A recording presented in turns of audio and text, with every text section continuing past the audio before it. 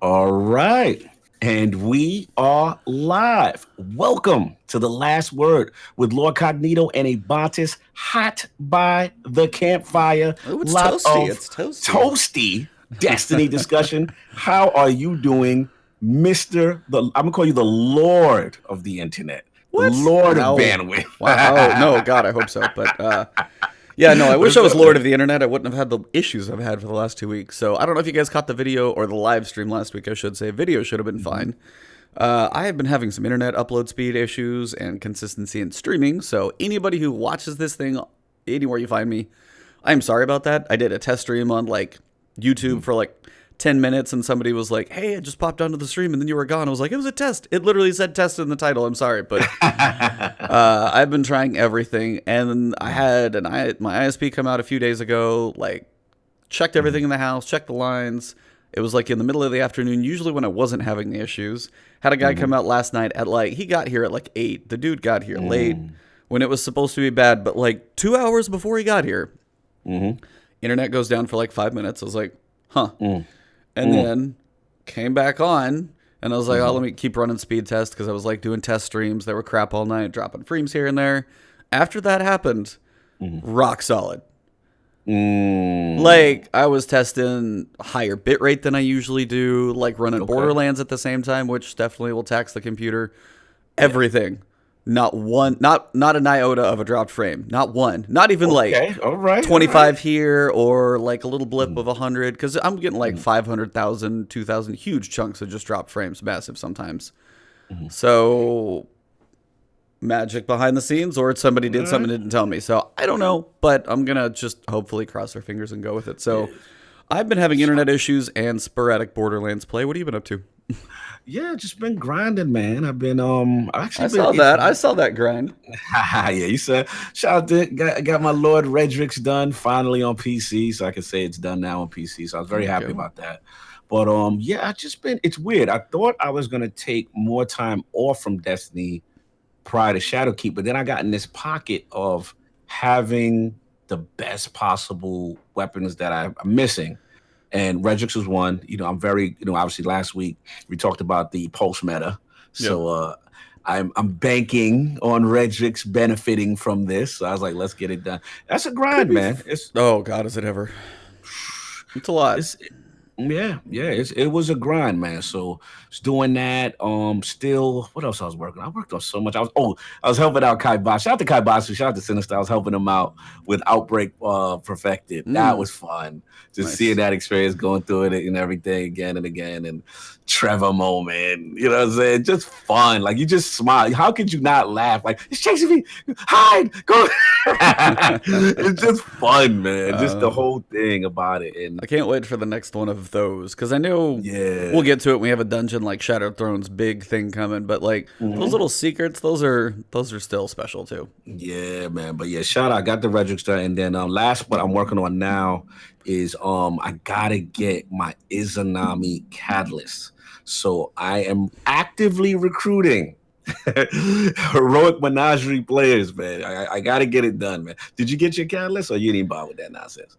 I did not because the first time I Hmm. finished heroic once, but Hmm. my chalice wasn't done Chalice yet. wasn't, So yeah, chalice is gotcha. done, so I need to do that Mm. once too. So I might need to snatch you up then, man. Let's get this I thing don't care done. about the flawless as much as crossing the finish line. Yeah, So I'll just want yeah. same thing. I don't care about flawless. Again, my whole mentality is the best possible weapons leading into Shadowkeep. Yep. I want to have versatility at every position, at everything, and also doing my mods. Got my mods out. I had to break down. Rest in peace to my taken armament class item, but I had to break it down, bro, because I need the mod to be loose in my. For what? Remember, if you only have one copy Was it? What you said? Class in item? the No, in the thing. So that was I wasn't for. playing. I wasn't taking no chances, man. I Well, I'm don't just trust saying it. armor is not going to matter. Those aren't going to go into new armor.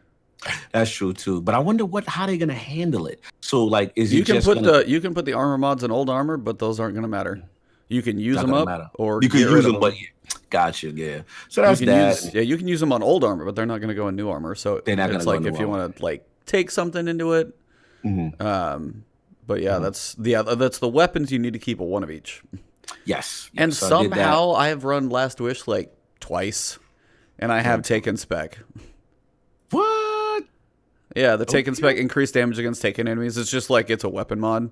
It's like one of the Mm, few random weapon mods I think that are out there. hmm. So I, Okay. I would Okay. looked and I was like, and I've got just about everything, so I can break down Yep. everything but one. I don't think I have to farm for much there. Lucky me, Yeah. but And I got my second rampage spec. Hoarders Unite.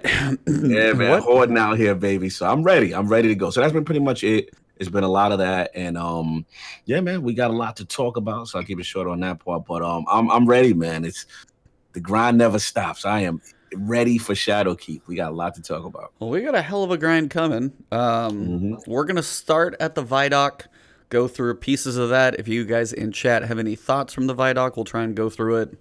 It's all over the place in that thing, so we'll probably jump around a bit as well.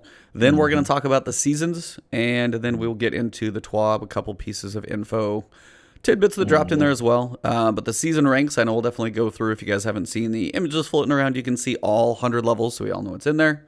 Hmm. And the biggest thing is the ViDoc. So we have a whole lot more to talk about when it comes to those things. Yeah. What from the Vidoc first like stood out the most to you? What'd you see? What'd you get a feel? Any teasers that came? Like what? Because I went through this thing frame by frame, so I've looked at it all. Yeah, you come through that bad boy. I'm You know like what I'm saying? screenshotting this, screenshotting Screenshot. that. What's Yeah. happening? For me, man, I mean, it was probably one of their better Vidocs, and I had a lot of feels for it. I don't know. It's something about it, just the way it was done, the way it was shot at the studio, and then I just loved, the combination of how seasons are going to evolve. And I love the fact that you're going to get everything with that narrative cohesion. Pretty much, I can plug. Just wrote about this on lordsofgaming.net. But yeah, man, I am really, really feeling Bungie's direction here, and I'm super excited. We have, it broken down and what Shadowkeep's going to do. Season of the Undying, the new mechanics, the nightmare. Then we talking about PvP improvements. But I think ultimately what excited me the most was just the cohesion of seasons to season, and Luke Smith saying things like, "Look, you're gonna have moments like, man, you should have been there when such and such was happening," and that kind of thing. So, yeah, I'm excited. I'm excited. I think that in the future, I mean, in the past, they probably might not have been able to do this kind of thing, and I just love them having their whole independence and just saying, "Look, this is what Destiny's going to become." And also want to talk about obviously the big rumor that's going on right now is I know you screenshotted that bulletin board. See And that you we'll can go ahead, think. go for it. No. I was gonna say that can be a rumor. That cannot. They can still have a plan, but still transition into it in a different way. So Yeah. I know everybody's That, like, "Oh no, it's not." I'm like, mm, whether it is or isn't, they have a plan, and there's easy ways to see a board, and they could do. mhm. I'm not saying the rumor notice, Mhm. but they can honestly take it either way. You could be looking at, like, be like, "Oh, what year is this?" And that may be the year it goes from one to the next, and it's like it's still gonna be the same path. But So let's discuss for the people who might not know all right, what fine. are we talking Rumors about coming, exactly. grains of salt are heavy in here. Here we go. Let's go. Let's get to it. Break it down. You say it. You're the one who's flaunting this rumor out here, just waving Well, it in the wind. Like, what's going on? I'm just talking about people freaking out because of, again, in the scene about the 5-minute mark of the video of the Vidoc, they talk about, they have a bullet about saying, hey, it's season of the dying, season of whatever, and then dawn of, what's the next one? Season of I Dawn. can't, Just Season of season Dawn. of dawn, right? So basically people are freaking out because as you look at this board, it still continues, season of the whatever, and a lot of stuff is illegible. But the fear from the community is that with this new season format, they are going to commit to just staying on Destiny 2 for 5 years because they counted, the years down in their head and according to the board. And people are concerned, like, oh man, there's not going to be any Destiny 3. And to my response to it is, let's be real. Like, are they going to put Destiny 3 on this board for you to see? No. You know what I'm saying? Like that's how I looked at it. I'm like, look, No, they're not going to do yeah, that. they That's keeping no. things close to vest. They're not stupid. They know guys like us Ibanez is gonna take this thing. Oh, they only put up what in there they want you to see. Exactly. It's like you know what I'm saying? They only gonna show you what they want to show you. So that's why I'm not getting crazy. I am firmly convinced. Again, like I said in my article, there will be a Destiny 3 at some point. It may not be, maybe it's not as early as we think. No. But at some point, I feel it's gonna come. And it would that's come just at a where time. I'm at with it. Yeah, I think it would just come at a time when they're comfortable making either a transition, if it's like, hey, we do a lot of fighting in our solar system over the next like year and a half or 2 years, and then finally it's a point where we'll be like, okay, like our solar system is toast. We got to go off, and it's like, and it gives you a reason to move the story forward, but also a reason to transition to, I mean, something major like that is what I would see. I mean, and for me, some people are like, oh, well, what about things that, you know, people say they could only do? Me, like, there are certain things that I see in a Destiny 3 that I would like, and there's certain things I don't know if they can truly switch the architecture of the game enough to make it work without doing a Destiny 3. Things like cross-play. Things like dedicated servers. Ding, ding, ding. So, I mean, those are big pieces that I see, but those are like architecture of how Destiny 2 is built from the ground up, from the code. I'm not a coder. I'm not a programmer. I'm not a developer. I'm not a systems engineer. I'm none of those things.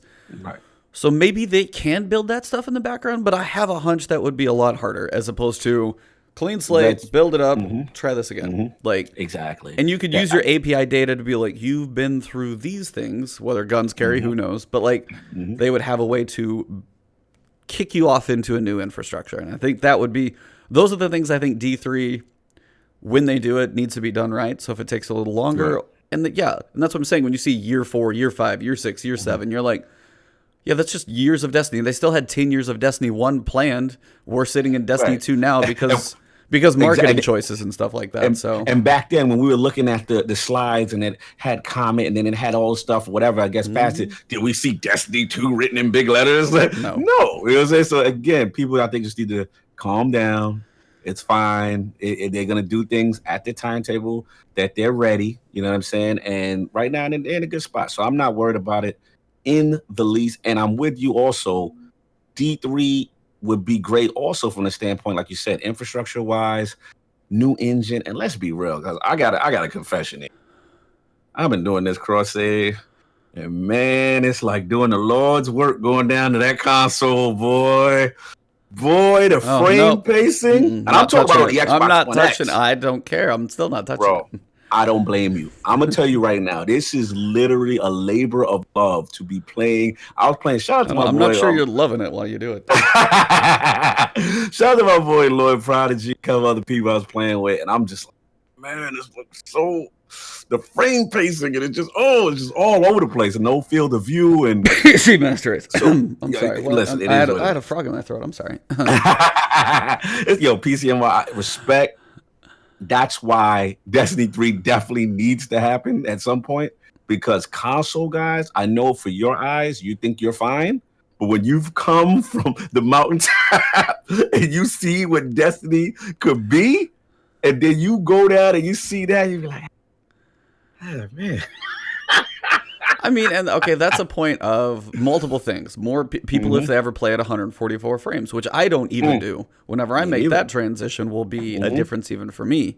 It's the general nature of ignorance is bliss with anything. That's what it is. And not to say like it's a stupid level. It's not ignorance. It's just unknowing. Like I haven't played on PC. I haven't seen this before. So if you have friends that play on PC, don't go look at it unless you're getting ready to build one, because then you're just going to really get the itch and want to build one. And again, full disclosure, 4K HDR, it looks great still. It would, put it this way, I had to, in order for me to tolerate it, I had to pick up an SSD for my Xbox One X. I was like, just opening a menu to change gears, I'm like, bruh.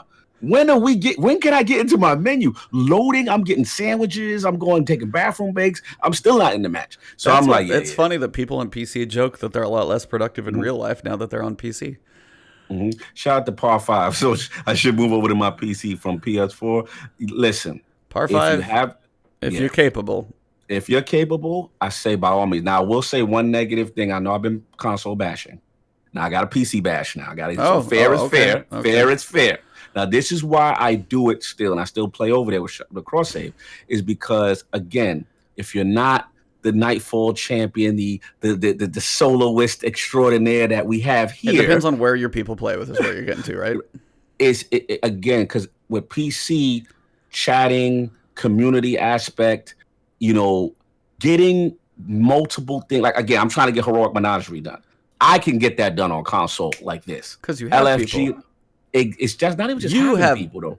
No, it's like you have people, though. Like, what if I'm just like, I boot up my PS4 and I'm like, I still don't have anybody to play with on PS4. It's not better on either side for me for that. I will say this. Xbox, I'm going to be a little biased. Xbox has it a little bit better set up because they have an in-UI LFG built in. So you just press the Xbox Live button and you literally say, boom, Destiny, boom, boom, boom. This is what I want to do real quick.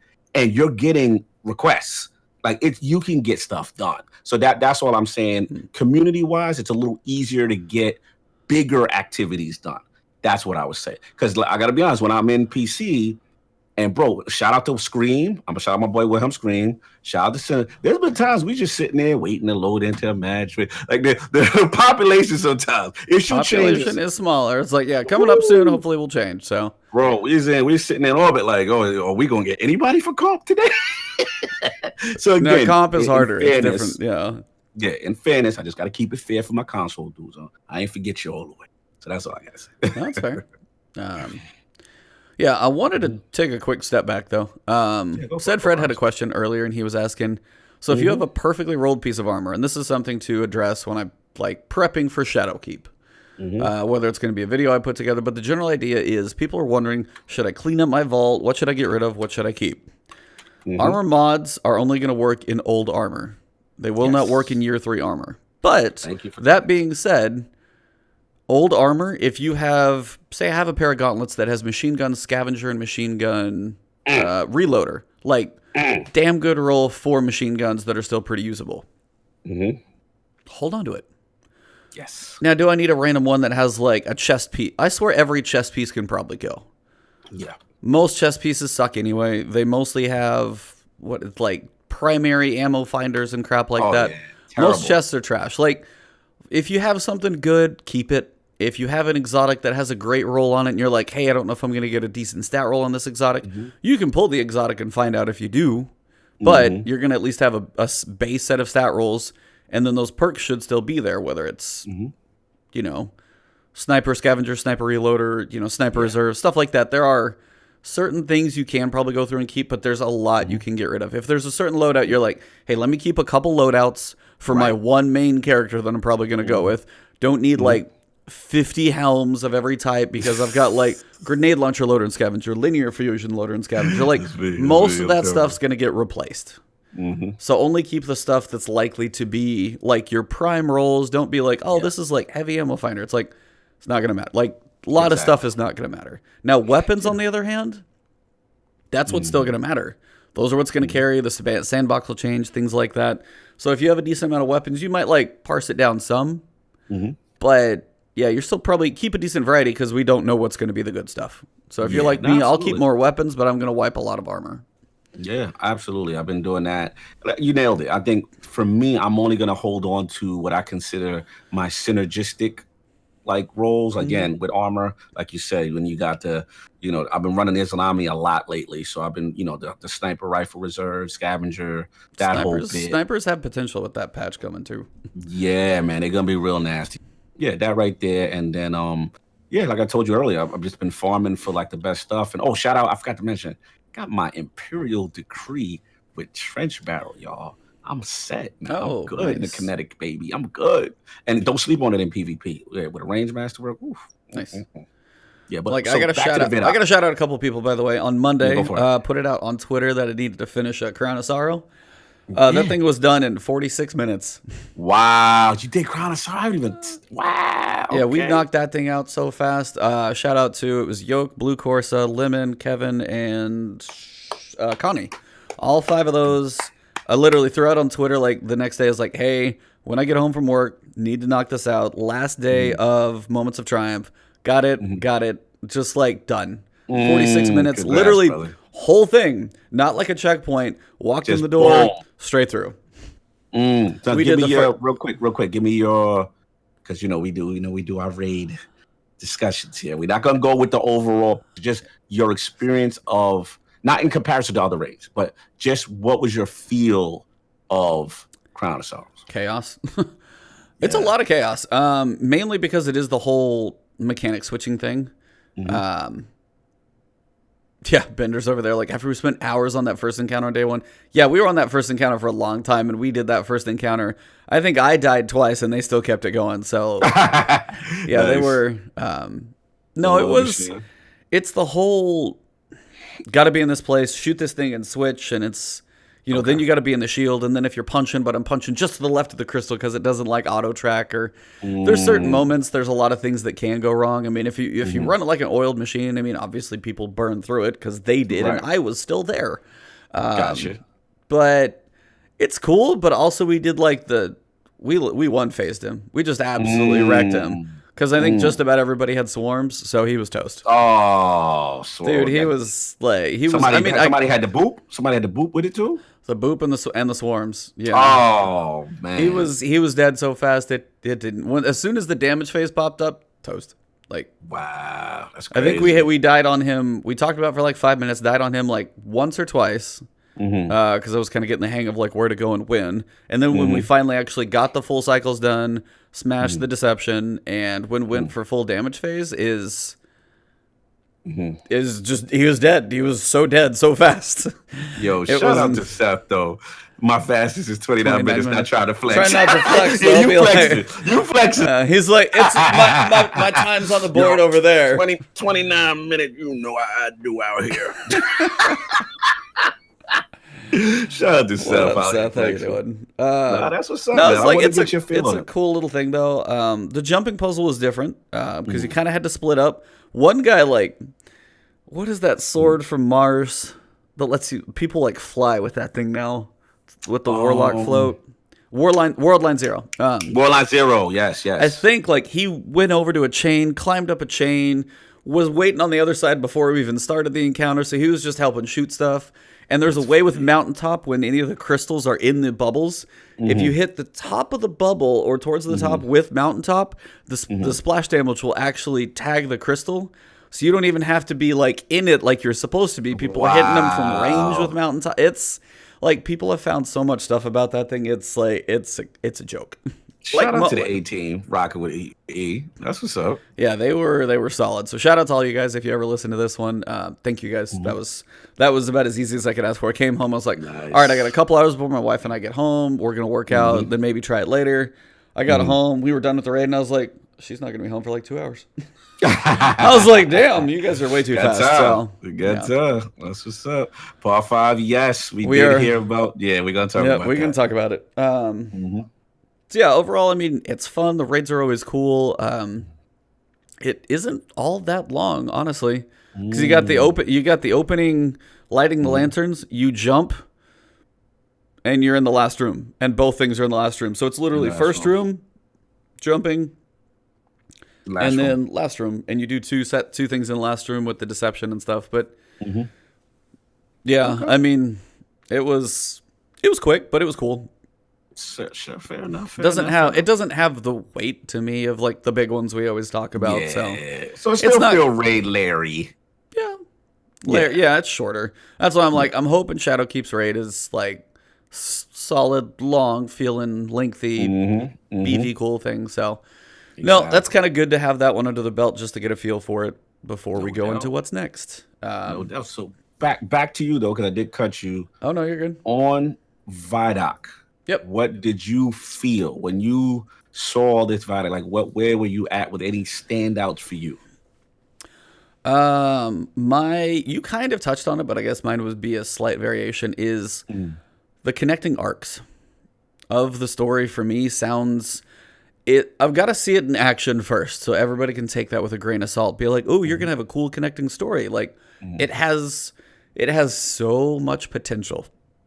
It's all about seeing it in action, though. You could be like, hey, we're going to have these arcs. Season 8 connects to Season 9. We're going to have the Vex Offensive. We got the final offensive. We close the Vex Offensive down. Something's left over. Kicks off Season of Dawn. Then we go into that. We're doing this thing. The 9's going on. Then that goes into 10. 11's crazy. Going into the next year. Sounds absolutely freaking awesome. They got to execute. Yeah, but yeah, it's like, how do you see it in action? How's the connection? How's the writing? Is the events cool? Like, is the final offensive just more? So that's they've got to prove it. But in theory, that sounds like what they wanted to do, and this is kind of something. It sounds like what they wanted to do the whole time. And this is what I wanted to ask you: is like when they say, "Hey, we have a 10-year plan." Did Capital R Reasons come knocking on the door and be like, hey, we got to start putting numbers on these things and do expansions? Do you think this is what they like? I mean, do you think this has been more of a learning of what they've been through to try and, or do you think this is like the point to where they finally are allowed to do what they want to do? I think it's a combination of things. I think it's two parts. One, let's be real. From the very beginning, they were picking up the pieces, almost like they had a finished book, scrapped it, it got torn to pieces, and then they were literally piecemealing and a broken product to just get to launch. We all know the story. Shout out to Jason Schreier, you know what I'm saying, who's put that out in his books, Blood, Sweat, and Pixels. Destiny 1 was a mess just to get launched. It is amazing the game even came to be what it was. Yeah. So that's one. Then you get there. Luke was around during that era. You know what I'm saying? Well, and that's when he talked about it in Kind of Funny when he was saying, like, Vault of Glass wasn't even really supposed to be. It was supposed to be like Crota, and then the backside of Crota that we've never even seen going into Kings. Like, that was all supposed to be like one connected thing, and we get it like over an expansion in the next year's total release. How crazy is that? I know, that's so weird. So. Yeah, man. So again, that's how I look at Destiny 1. Destiny 2, we know the history on how it started, yada yada yada. They made the gross miscalculation of making it, a fashion game and casual game, and we know the story. But now I look at it like, okay, those years with their learning experience to get the game to where it needed to be. Because shout out to, didn't we have recently the Taken King anniversary recently? Yeah, I want to shout that out. Yeah, we had the Taken King. Yeah, we had the Taken King anniversary. And to me, that was the representation of what Destiny was really supposed to be. That was like the right path. Yep. Then, we got Forsaken and all that stuff. Now I think it's like they're in pocket. It's just now we don't got Big Brother over us, right? Big Brother trying to really press us like, hey, you got to release this at this cadence at that time, because let's be real, I know it's only 2 weeks with the Shadowkeep delay or whatever week it was. Yeah, that was a significant thing. And again, I wrote about it in my article. I don't think old Bungie would have been allowed to do that, because the reality is they were underneath the Activision umbrella. They've got all that assembly line stuff going on. So if you push Destiny out of September, like Activision in the perfect world says, yeah, you stay in September because I don't want you messing with my Call of Duty and all these other things and overlapping. I don't think they would have been allowed. So to me, that's a big deal. And now it's like, again, you said it perfectly. They have to execute, right? Yep. It sounds great, but it sounds exciting. It does. It sounds like the Destiny that we wanted. You know what I'm saying? Like, why are we going here, right? They even said it. Some of the devs, they were like, we want to give you a reason. Why did we do this? Even in the Luke Smith director's cut, how he re-envisioned Black Armory with the new season evolution. Like, that is what I was talking about. Because you remember, that was my biggest beef with Black Armory. I'm like, who is this chick? Why is he here? How'd she just show up? Like, what's going on? Like, you know what I'm saying? Like, it so weakly done narrative-wise. Now, we like the content, but I just didn't like the way it was presented. If this is executed right, this could be special. So that's where I'm at. Yeah. I mean, for me, that's the big one, is for like the arc going through, if they actually connect the stories. Season of Dawning is probably, it's going to be, what is it everybody's saying, like December 10th is the date that would be launching. So you've got the Dawning event that'll actually probably kick off Season of Dawn. Be kind of curious what happens. I wonder when we'll see your dude. Yeah, shout out to I got some theories on that. My boy Josh Redding. Oh God, he wrote this tremendous article. He's gonna have me so excited from a dude. So we'll see. Some point, Big but O. yes. Big O. So yeah, I mean, that's my big one. Is probably the arcing story that has potential because, at least for new, because we've talked about armor, we've seen weapon changes, we've seen those types of things. What else did you see in there? Whether it was like, is there any little tidbits? Are there any little screens? Any frames? Let's go. Yeah. I'm gonna be honest. I'm gonna steal your thunder, bro. I can't believe I'm gonna say this, but that dungeon fan. That first of all, aesthetically, it looks fantastic. No disrespect, Shadowthrone. I'm talking about aesthetics. Shadowthrone's amazing. I'm just talking about fix your face, fix your. This is not true Shadowthrone slander. This is just aesthetics. That's all I'm just talking about. Aesthetics. We know it's the great. Like, don't point at me, man. I feel you. Look, Shadowthrone is amazing. We're not going to be disrespectful. All I'm saying is the aesthetic of this new Shadowkeep dungeon is more my speed. Like this, that red and the hues and the castle, and you go underneath and you got you're weaving and it just looked dope. Like I just like the way it looked. And then when you seen the big, shout out to Pyro Game, he had an amazing tweet. Did you see that big? Oh, I did. I couldn't miss it, dude. That's a boss. That's what I'm told. I want my. It's like a molten lava knight. Yeah, bro. He's with a giant fire sword. Bro, he had who don't lift out here? Which hive ain't lifting? Oh my God! Do you even lift, bro? Let's go. Like that's what I'm talking. Like one thing about that. Okay, so let me stop you right there first. I wish they would have never. I don't want them to show me stuff like that. Oh, I know. You got bad. I know. I'm like, if I know, at some point I'm gonna face the dude. Like whether he's the middle, like the ogre, whether he's the Dolankaru. Mm-hmm. At some point, now we know we're gonna see that guy. I'm like, show me the jumping puzzle. Show me a shadow of something. You could show me a silhouette of him and be like, hey, there's a big giant knight in there. But don't show me that he's covered in molten fire with a flaming sword. Leave that till I walk in and I have that. And I have the holy crap moment. There are times I know they want to hype the game and I know they're doing it for marketing, but leave that part out. But this is how I look at it too. I agree with you overall. I think they got a little too excited. You know what I'm saying? They know they got something. Yo, we're gonna show them this. Look at this cool thing. Like, yeah, that's a major. There's like the dungeon has 2 major bosses. Yeah. If I've seen one of them, I don't know. Oh, okay. Shadow Throne had 2 major because he had the ogre fight and the Dolankaru Knight and Wizard like crazy fight. Right. Mm-hmm. 2 majors, the build up, the jumping, the descent, all that stuff was there. Mm-hmm. If it's a similar build out, or what if that's just the one main boss you fight and I've seen him now? Nah, they can't do that. That would be crazy. Okay, what if he's the big one and there's a medium one, but everything where's the big knight? Where's the big knight? Okay, this guy's kind of big, but where's now I'm always anticipating that. So you set an expectation. I'm like, all right, where do I see him? Now if I walk in and see him and that's where I begin, that'll throw me. That's what I'm saying. But I doubt that. Let's just say that. I doubt it. I feel like they're saving that for a little bigger.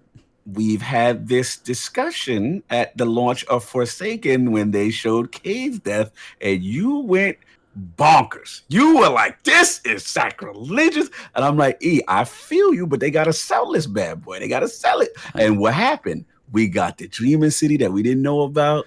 We got your dungeon that you didn't know about. Yeah, well, I already know about the dungeon, and now I know about one of the bosses. Oh, my God.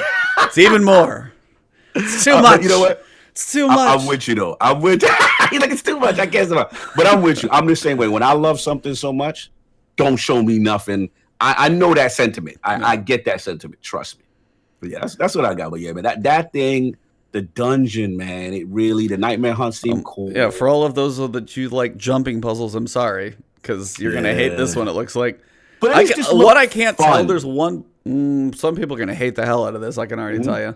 So you're falling down a tunnel, and you've got like the 2 spinning tubes of spiky death. Yeah. Technical term, by the way. As you fall, like there's one point also, it looks like the spinning tubes are like moving through like a valley or a corridor, and there's like swinging lamps, and I'm like, I swear to God, if you have to jump on the swinging lamps and you have to do that flawlessly, I'm gonna be like puckered so hard over here. Oh my God. Yo, shout out to my Warlocks, man. Floof gang, we in trouble. Yeah, We in Floof, trouble, you're gonna Floof need to gang. just like touch and go, man. Touch and go. Spinning tubes of spiky death. Yeah, that's the official name. Coined it right here on Last name. Word. So we running with.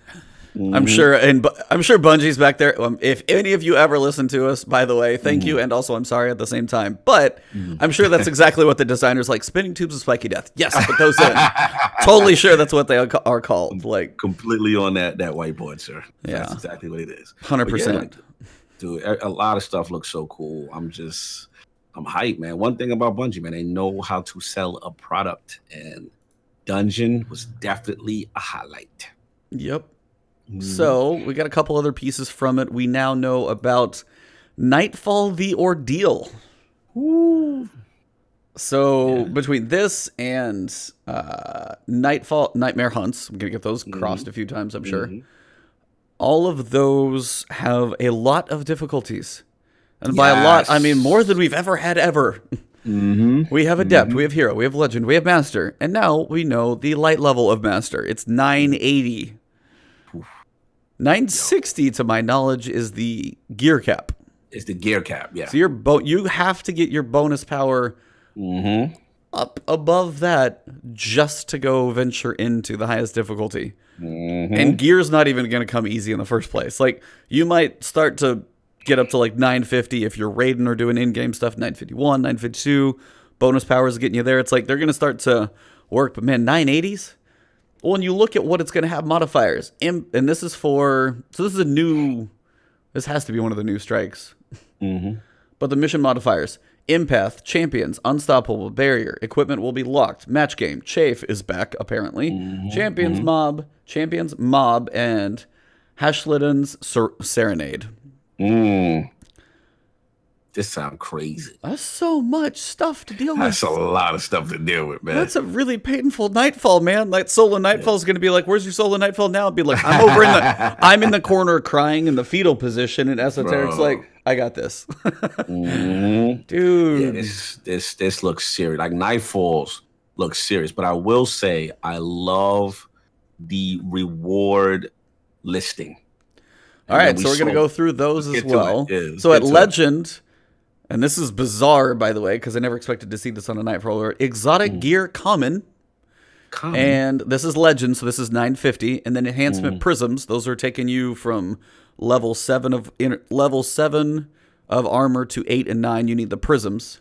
Oh, you need the prisms to prisms to 8 and 9, and then 10, the Ascendant Shard, is how you get to max your armor. So at Master difficulty, we get Exotic Gear common, Enhancement Prisms common, and then Ascendant Shards uncommon. That pinnacle activity grind for said exotic stuff. Though? Yeah, I don't know. That's a weird. It's a weird determination to have common in parentheses next to exotic. So okay, this is what I don't get that. I'm like sitting here trying to think something up, but I was like, my only thought on common is with relation to stats. Yes. That's the only thing I can even. That doesn't sound. Yeah, said Fred. It's like exotic gear, quote, common. That doesn't sound good. That doesn't sound like appealing. I mean, yeah, we want exotics, but why do I want a common? Is this like old exotics we can get? Are the new ones not in there? Exotics. I was just thinking about that. I'm like, are there stat roll? Like, I don't. Is it the chance at a drop in there that you're just getting? You have a high, common chance that exotic and Ascendant Shard is uncommon in there, and you can rerun this thing. Maybe that's like your odds at getting it versus. Well, it's got to be stat level of it. Common has to be. It almost feels guaranteed drop ish, right? I mean, yeah, it sounds like you have a pretty good chance of getting an exotic. Like, yeah, like I would think so. So, and to me, that's kind of like what I fell in love with D1 when the Nightfall meant something. I mean, I'm not saying, I know people still, I'll be honest with you, like, I've really cooled on Nightfalls in D2. I just don't do them. It's something about the setup. Well, there's not that much for them. There's really not that. I mean, the points don't. What is it? Whose line is it anyway? The show where the questions are made up and the points don't matter. The points don't matter in Nightfalls. Like, I mean, there is. I think you can almost speedrun a Nightfall and get a special emblem if you speedrun every Nightfall in a season. But really, the points, once you've done your triumphs or whatever, they don't do next to a damn. The They last say time, they give you a higher chance, I think, at like whatever exclusive is in there, but I don't even yeah. care about those anyway. So Yeah, so it's like without the strike specific. I mean, they still have some things, but it's just one of those things that I've lost a lot of interest. And this kind of stuff, seeing what you call a reward structure per tier, yeah. that excites me. That excites me a bit because now it's like, okay, yo, I need these shards. You know what I'm saying? Or I need whatever, right? And that kind of is going to get me to go in there. You know what I'm saying? That's going to give me the incentive, like, yo, I got to do it. This is a guaranteed source, kind of a deal. So that's where I am with this. Now the But other yeah, question common is, exotic, I don't know. yeah, I gotta understand that one later. Yeah. So the other thing we see is Champions Unstoppable and Champions Barrier. Those are the two modifiers that we knew about going into the hunts. The Nightmare hunts have these. You see the like Knight Champions. One of those pictures, I have a screenshot of a knight that has like the barrier piece around his head. Just looks cool. I've got a couple screenshots that are just sick. Dope. Those are very much artifact mods, though. Seasonal artifact mods being used in Nightfalls. See where I'm going with that? Repeat that one time. You So, said okay. seasonal. So in the artifact, your mods that are going to help you fight these unstoppable champions or barrier champions or whatever it is, those mods, at least to my understanding, unless they're going to drop somewhere else, are coming from the artifact. Okay. So then the question lies, seasonal artifact ends at the end of the season. Right. Nightfalls are still a thing. Those aren't going anywhere. Right. And the Nightmare hunts as well. So is it like, are we going to get a new artifact that always has champions, unstoppable barrier, and there's the third one, and I can't remember it now. Is it just going to be a different set of weapons? Is it going to be a different set of modifiers on those guys? Like, this is where when you go into, it looks like they're in the Arcology on Titan doing the Savathun song, where you have that opening section, and there's just a giant, like unstoppable ogre in there. I was like, all right, that's going to be a problem. Like, he's just part of the Nightfall now. So it's like they're adding enemies to strikes for one, so you'll see him in multiple places. So you'll play through, and all of a sudden, here's a mini crazy boss man that you have to take out as well. Yes. On top of everything else. So that's where I don't know how the seasons transition is going to go, because the artifact, I mean, that second column of the artifact is all about these modifiers. So are they always going to be like unstoppable barrier, or is it going to be different, or is it just going to be different weapon types? I have a lot of questions to say. So. Yeah, it's a good question. It's a good question. I mean, don't know how they're going to handle it, but I do see what you mean in reference to those new, champions and enemy types being littered around. They're almost, to me, taking the place of like, it's like almost like Wanted 2.0. Yep. You know what I'm saying? So that's the vibe I'm getting, from everything. So yeah, if you go into the modifiers this week, it's like, all right, it's got to be champions and stuff and barrier. All right, got to switch out my mods. I got to get this. Oh, okay, I really got to switch it up. All right. Yeah, man. So Nightfall is going to be rough. Yeah, 980 is going to be work to get to. By the way, that is 750 to 9. We got a lot to go, man. Oh yeah, that's a whole different thing. So you got Overload, Unstoppable, and Barrier, because I finally found the picture of the Overload Minotaur. And it does look like almost, I guess I would say enemy specific. Like Unstoppable Ogres, Overload Minotaurs, and then Barrier Knights are the ones I typically keep seeing. Like those specific class enemies fit that modifier, so at least you might have an idea what you're going to be fighting. If you see, you're like, okay, Knights, I got to deal with this type of shield and this weapon and this burn and that type of stuff. So we'll see if it's predictable, but so far seems at least somewhat consistent. Yeah, man. Oh, my screenshots of the dungeon. It's beautiful. Can't wait for that one. Beautiful. What else from the ViDoc as I go through all my screenshots and look? Yeah, man. For me also, let's talk about it, man. Captain PvP right here. So I'm just like, when I see got your maps, you saw Twilight, and be like, I don't know why. I was thinking, I kept thinking Twilight Gap was something else. Is Twilight? Am I thinking of Rusted Lands where there's like side C, side A, you've got the baby tunnel in the middle, and you got the That's Rusted Lands. Is that Rusted Lands? I think that's Rusted Lands. That's what in my mind I thought Twilight Gap was, so I was excited. Twilight. Yeah, you I was like, Twilight Gap. Twilight Gap. It's fine. It's definitely a closer quarters one. You have a couple little sniper boxes, which I still hate, like head sniping, but it's definitely a lot more close quarters. You got the two side tunnels. It's not like and then like B out on its own little box, like out there on the side. Oh yeah, it's tighter for sure. But they got Widow's Court, which is closer, so I guess they're hitting both sides of the spectrum. So yeah, man. I'd like to see Rusted Lands back too. That always had some good mix to it.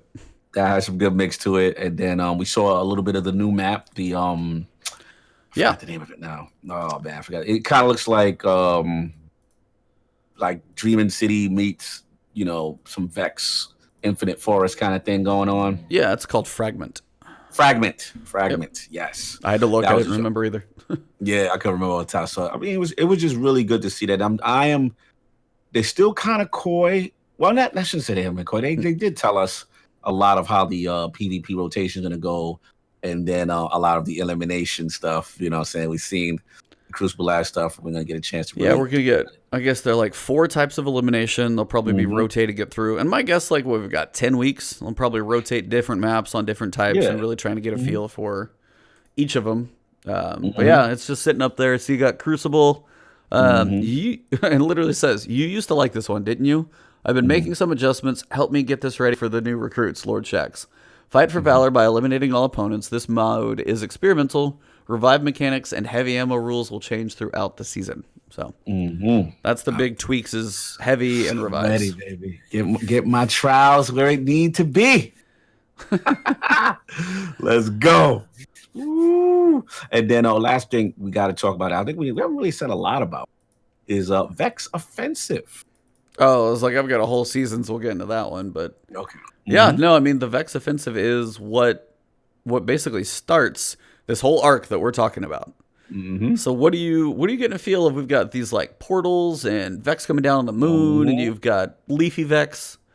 What Leafy Vex? Yeah, technical terms. Yeah, love the terms. So like, what's my thought process? Just coining them data. Yeah, I mean, what do you think of like? What do you think Vex Offensive as? Because the ViDoc itself starts, and this is like one of my screenshots I sat there when I was going through my little frame by frame. The ViDoc starts with what looks to be a taken area, because you have like the taken Vex like keys, the box key in a shield, and you have those with the lasers, but the walls are all taken blights.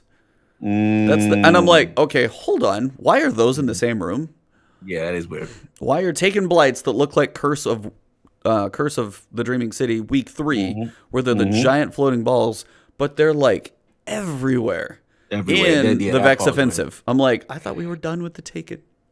Yeah, I don't know, man. I don't know. No more Taken. I know, right? Yeah, we kind of like, you're taking that like, no more Taken. I'm so tired of science going, pss, pss, pss, yeah. Oh, yeah, and the splits drive me crazy. Oh, I'm looking at a captain. He's here. Yeah. I was like, you just teleported like 6 times, man. Now, isn't your cooldown gonna kick on at some point? You know what really pissed me off, too? When you got that little Taken in the back, powering up his man, and you gotta find out where he at, because the goblin. Oh god, man, taking goblins will just piss you off, because they're always like, well, yeah, the guy who's trying to kill me right now is in full view, but he's immune because the other guy's behind a pillar. Oh, that is like hell. That is hell in the ogre room in Shattered Throne. That is absolute hell. So, yeah.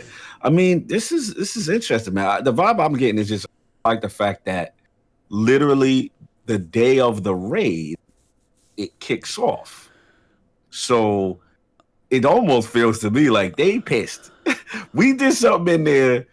They pissed off. They not about any of this thing, and they are sending the entire squadron out here. Like, the Vex are not playing. They pulling up wherever you're at. They dropping through like Avengers Endgame on your left. They are here. They are on your left. I'm sorry, what? On your left, bro. On your left, your right, center, front, back, they're everywhere. Yeah, they got tired of us. And we're bringing the forest with us. We're Vex Ints now. We're coming in. That's what it feel like. I'm hyped, man, to see what the mechanic is. If it's a horde mode, if it's escalation protocol thing. So that's that. And then don't forget, another thing we got to talk about too is we didn't talk about the expansion of the forge mechanic. It's what is it? The new hive thing that's kind of like an expansion of Menagerie, where we're gonna get to craft weapons, in the way we wish and want. Yeah, so the rune table, which he so casually mentioned, he mentioned that in one of the director's cuts, and I'm like, that's a thing. It's not a thing that's been there before. And sure enough, he's like, well, yeah, if you don't like what you got, go to the rune table, craft it again, and keep working on like your role. So yeah, so Vex Offensive, we've got the 6-player match-made activity, similar to probably Menagerie with mechanics, and it's in the Black Garden, so it'll look really cool. We've got certain things that come from there. As they state, the base armor set that you get for this season, you can get it from the artifact. You want the good rolls, you're going in there. So you know, depending, I don't know if there's difficulties to that thing. If there's like higher stat rolls that come from there, if it's like time-based, is it boss-based, is it just luck? So you got different tiers to know there. We've got the escalation of that when it's the final offensive. That's on the 19th. And if you go from the 19th if you go from the 19th to the 10th, you're also looking at like the last 3 weeks of the season of this offensive. Right. But that's like the main it for the end of the season. Like you got 3 weeks of not much else out there. Maybe some Iron Banner in between. But that final quest sprinkled in. Yeah, that final push. We also had a switch of exotic quests. Good catch. I didn't even notice that until I saw your tweet. Oh yeah. So they showed that, and I'm like, whoa. That's not the same. And then literally I went to Bungie.net, and I was like, and they changed the graphic too. Yep. Break it down for the people. So on October 29th, we have multiple things launching on the calendar. It used to say that it was Festival of the Lost, Dungeon, Momentum Control, which I still don't know what is, and the exotic quest Divinity. Now everybody thought Divinity was related to the raid. It's the it's the trace rifle that like makes the crit spot on enemies, stuff like that. That's not on the calendar anymore. Yes. What is on there, we have a name for machine.gun0, parenthesis, all that thing, is now called Xenophage. And it is your exotic machine gun that people say fires like a linear fusion rifle.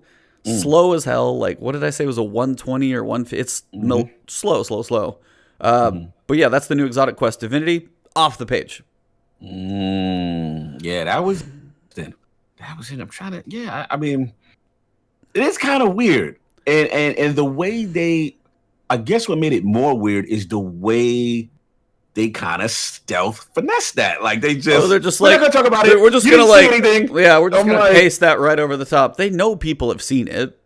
Yeah, I mean, exactly. It's just weird though. Like, I'm wondering if they were just using that as a filler because they didn't have a name for the gun yet. Nah, fam. Bungie is very particular about what they show. So the vibe I got, they were ready to show. They gave it. They told us the name, right? Yeah. You know, Divinity. So that is just strange. You just switch an exotic quest completely, and then no context, no reason, no mention. You've seen nothing here. This is what we had all along. You go in the database, like, yeah. And if it wasn't for guys like you that have the old stuff, you know, we wouldn't know. Well, I mean, people had gone in at PAX and they're like, oh, this is in the raid collection. Divinity's there. So then people were like, okay, the raid quest drops here. Right. And then the raid challenge launches the next week. But now everybody's wondering, is this part of the dungeon as opposed to the raid? Is this the dungeon exotic that launches on the same day? Because those do actually tie in just the way... what is that bow that I'm blanking on now? Wishender? Wishender, yeah. So that one came from Shattered Throne. Something similar. These are not the droids you were looking for. I love that. Shout out to Eye of the Tiger. So yeah, you've got just like a big shift of either timing, or they knew at some point they're like, hey, this exotic, maybe both still launch in the same day, but now we just don't know where Divinity comes from. It'll be a less public. I really don't know. So, but that was an interesting switch. Strange. We do have a name though. Sounds cool, Xenophage. And somebody looked it up. It's related to bugs anyway, so it makes sense. Like, it's a fitting name. They always do well. There's one frame too.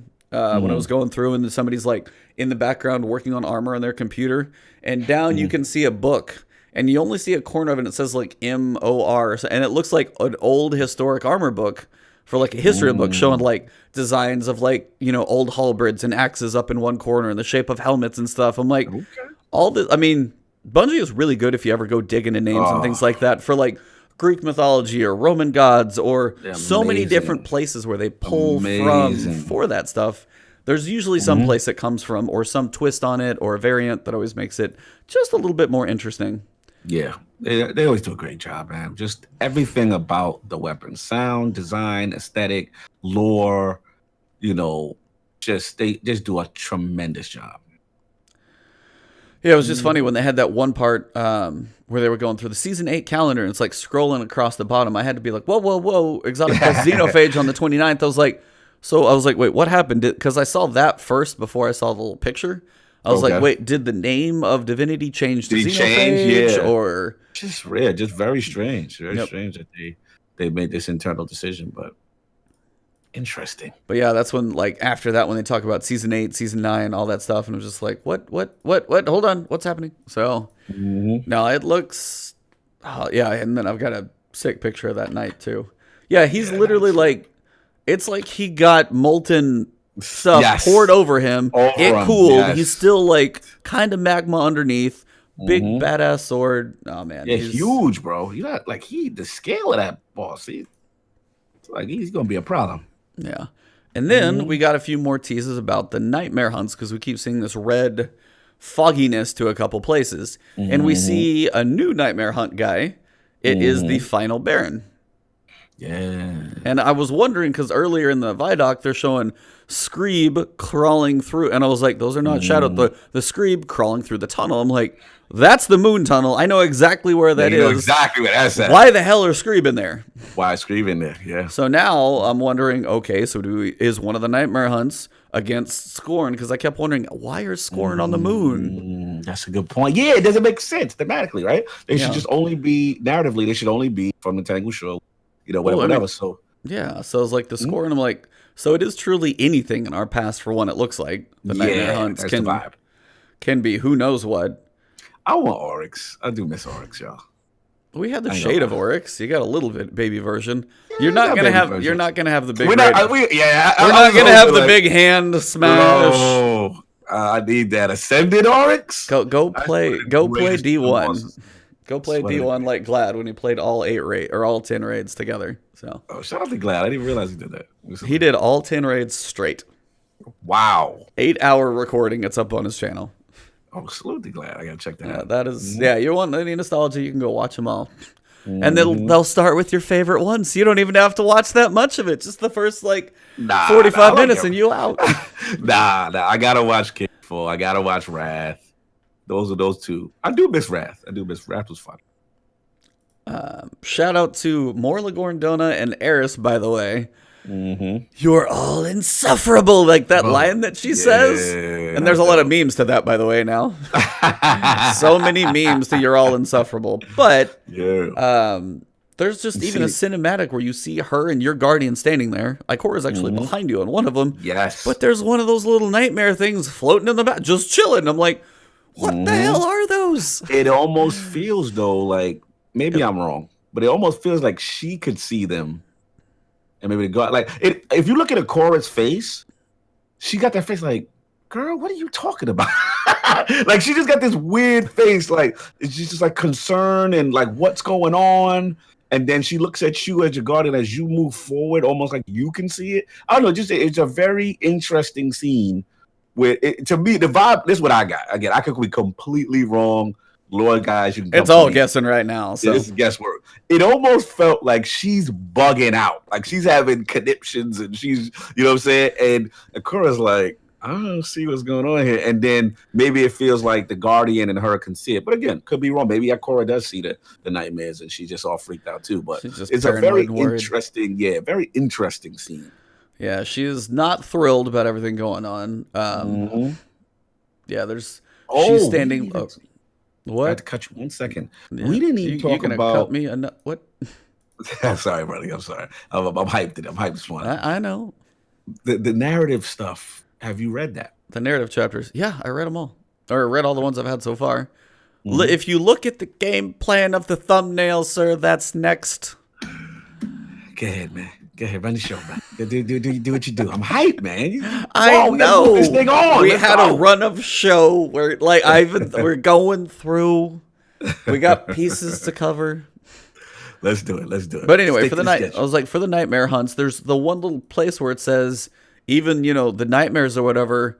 And there's one the screenshot shows Nightmare of Lorenvis Council Hand, and it's showing like the nightmare, and then it like flips and they turn into Fallen.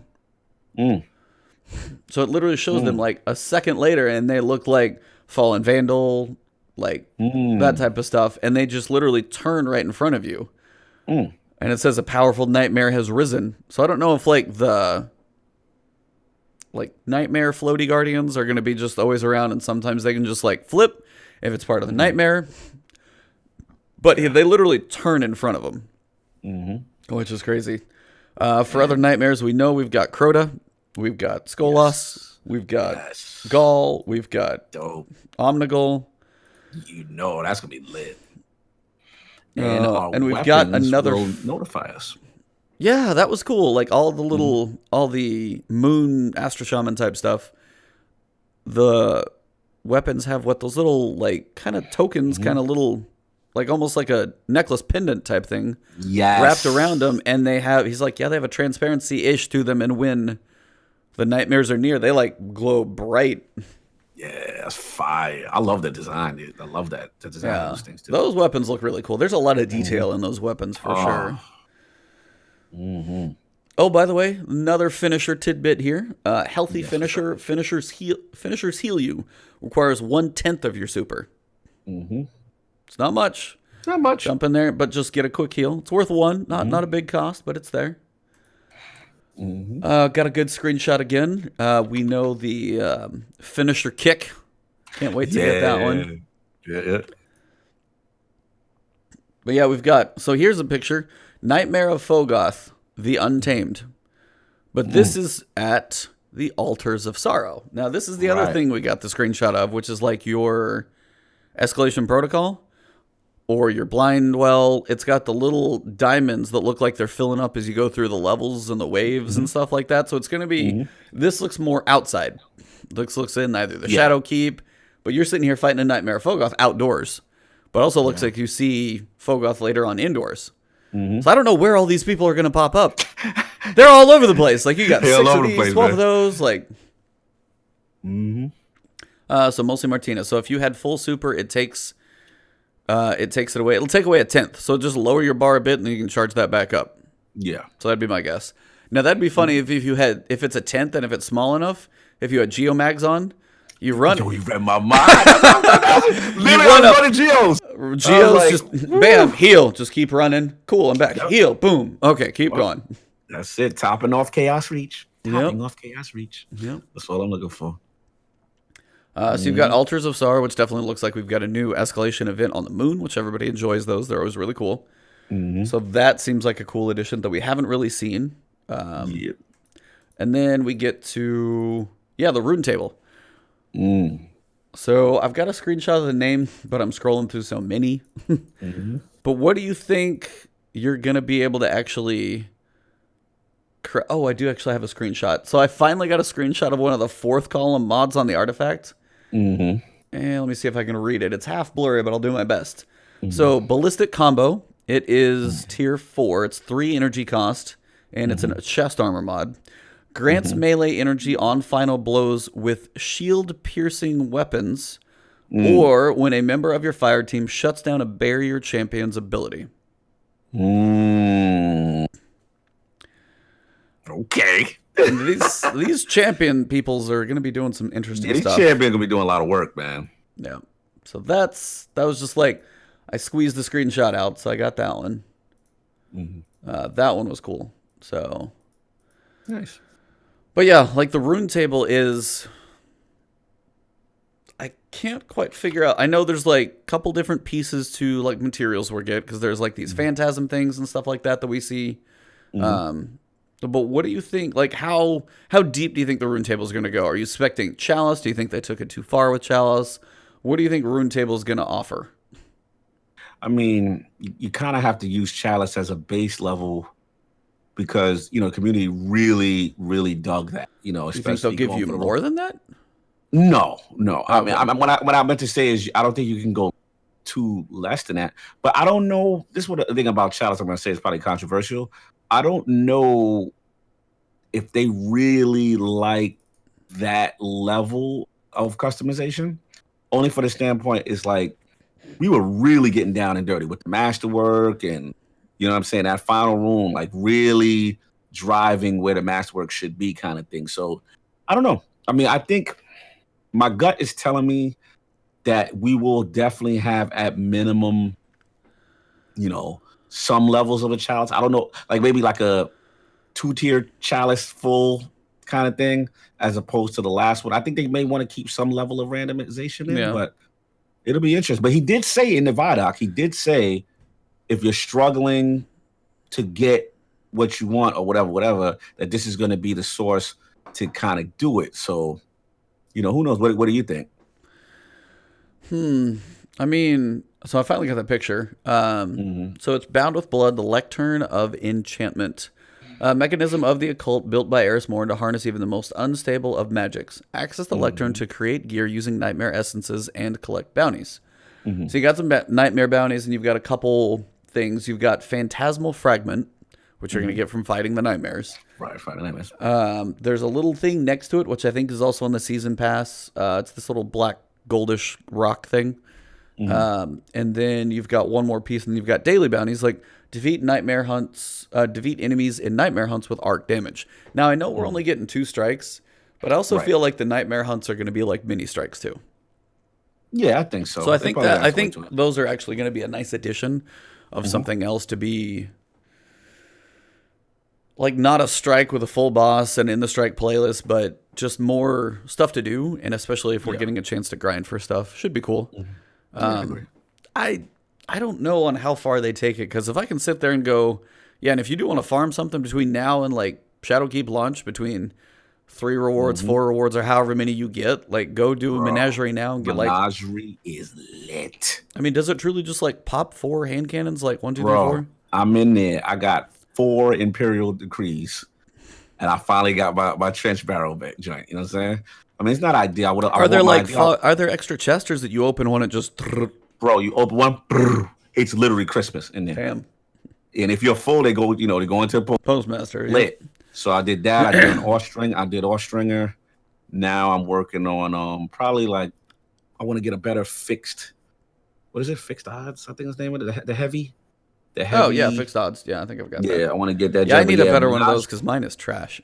Mine's trash. Yeah, get in Menagerie, y'all. Especially, I'm telling you right now, you want that Imperial Decree. It's one of the few shotties that can roll trench barrel in the kinetic spot. So that's literally escalation protocol shotgun in the kinetic.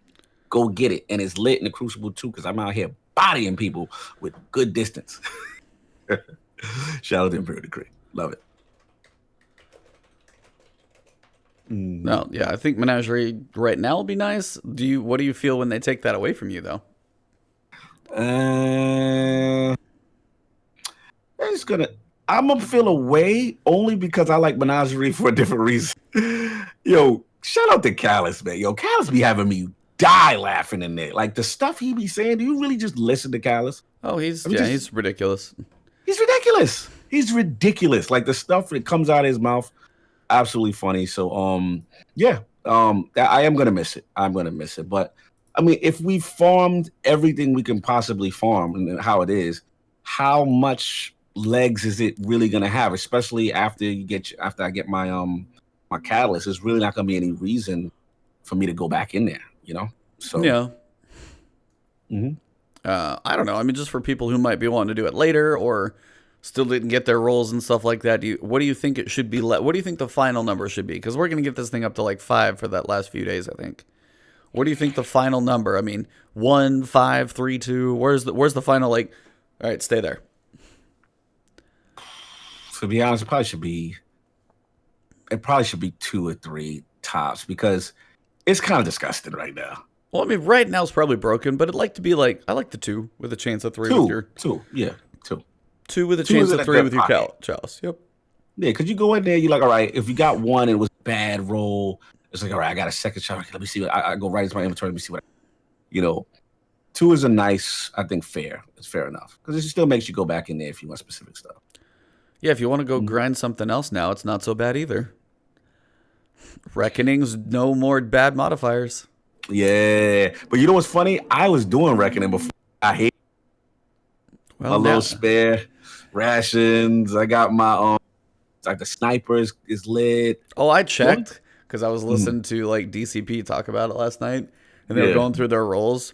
I have a Soul Survivor with firing line and 4 times the charm. Whoa.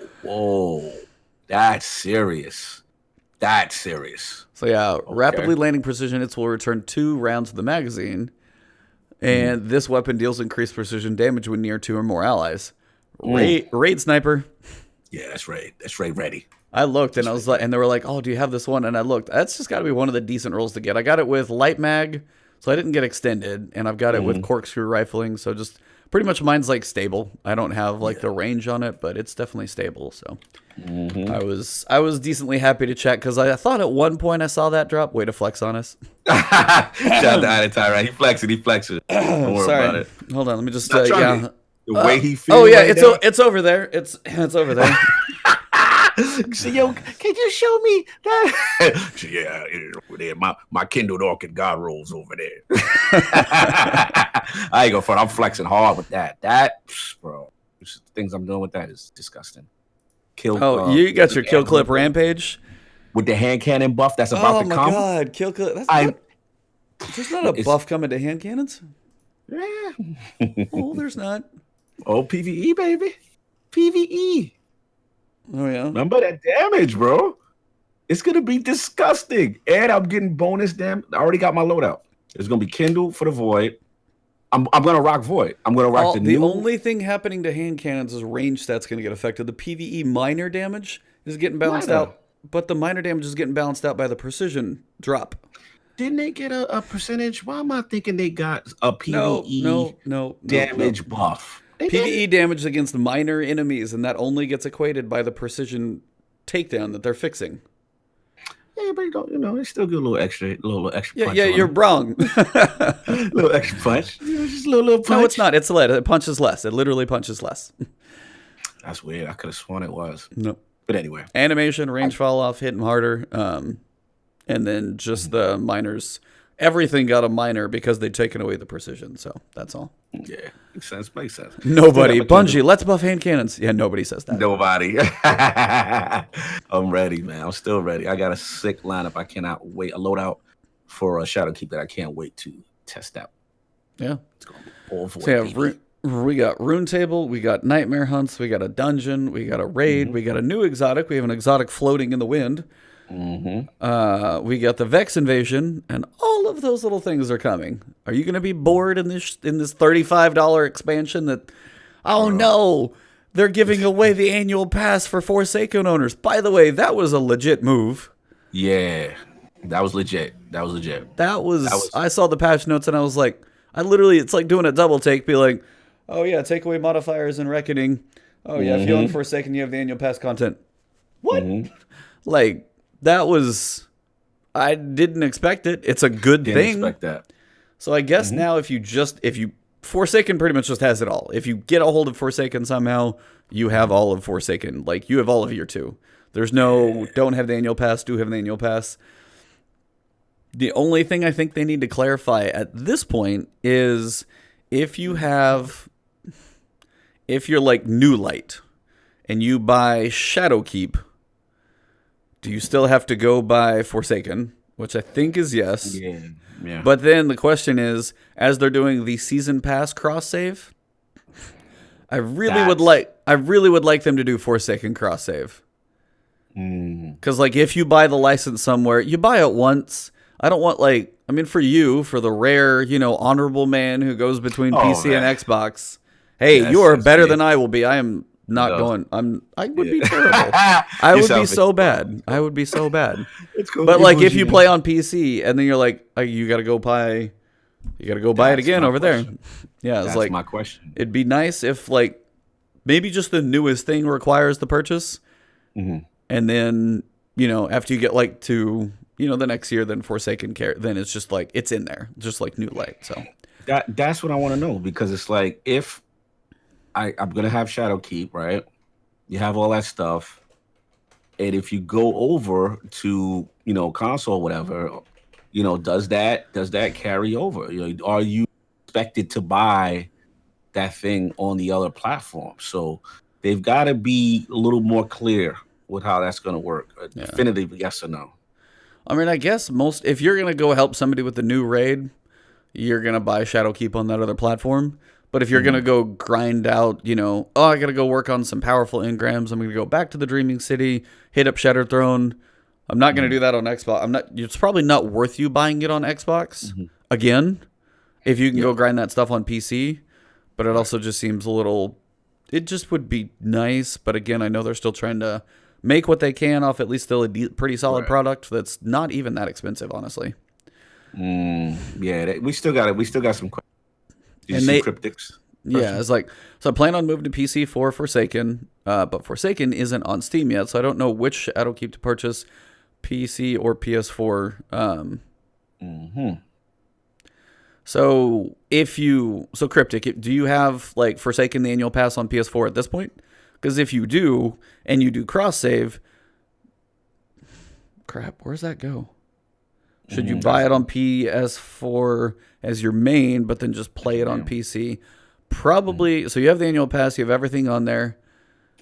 My bet would probably be buy it on PS4, and then just cross save. You'll just turn around and play. Wait.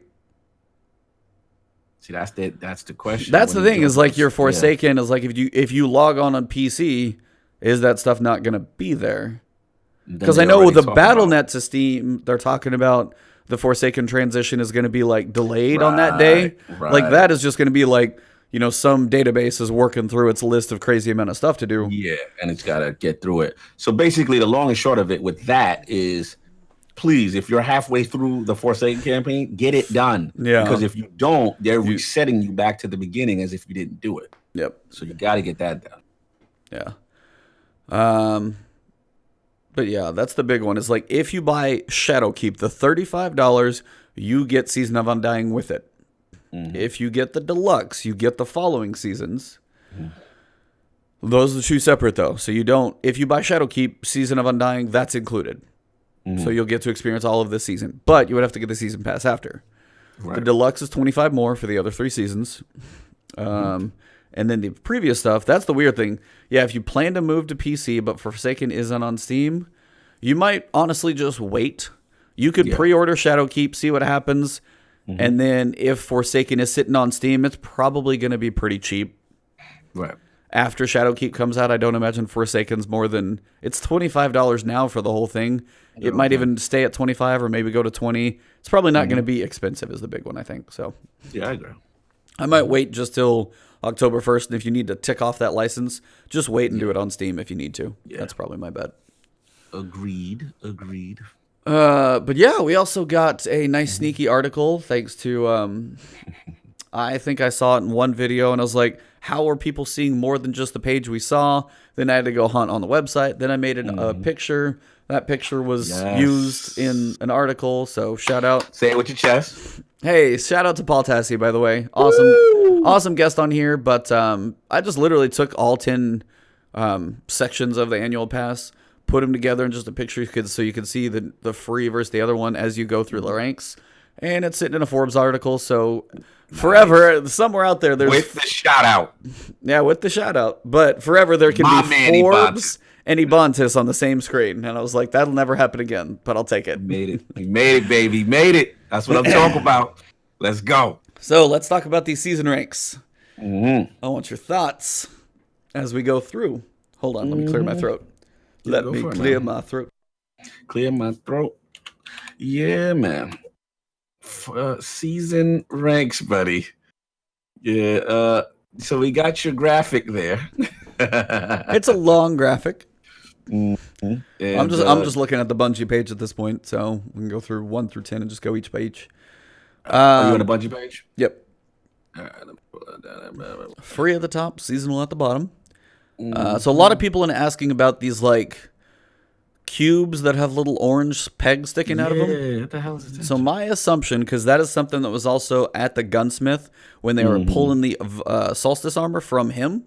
Those were also sitting there, and I think those are going to be the free infusion things. Okay. because Luke Smith said, hey, people in New Light and also on the free path, we're going to give them these like free upgrade modules. Think of it as free infusion. And when you say module, that looks like a module. Things like a whole bunch of crap stuck together. Right. So that looks like the upgrade module. So it's like free infusion. That's got to be what that is, because nothing else word-wise matches that. So I think that's what those are going to be. Season rank 1 of the free path is your dump of everything. You get your armor sets. You get your exotic hand cannon. We've already talked about that one. It's fine. Yep. So that's there. Now, as we go through, you'll see people get. I think this is mostly like a hunter as they went through for the pictures. Yeah. It looks like you're getting armor sets in different places. We have what looks to be maybe a transmat effect at rank of 6. We've got some legendary shards. We've got some enhancement cores. We've got the Kiki emote, or the Kiki finishing move. That's a 10. That one's mine. Can't wait for that. And we go 11 to 20. We've got one of these. So this is where we get to stuff that people have been asking questions about, even though we've got them all over the place. So on the seasonal path, there are these look to be, I don't know if they're bounties. Like, okay, look at 11, 16, 20. They have different icons behind them. One will have a sword. One will look exactly the same and have a shield. The one on the right looks like it's got 3 purple. I don't know what all those are. If they're bounties, that's kind of cool. Give you something to go do.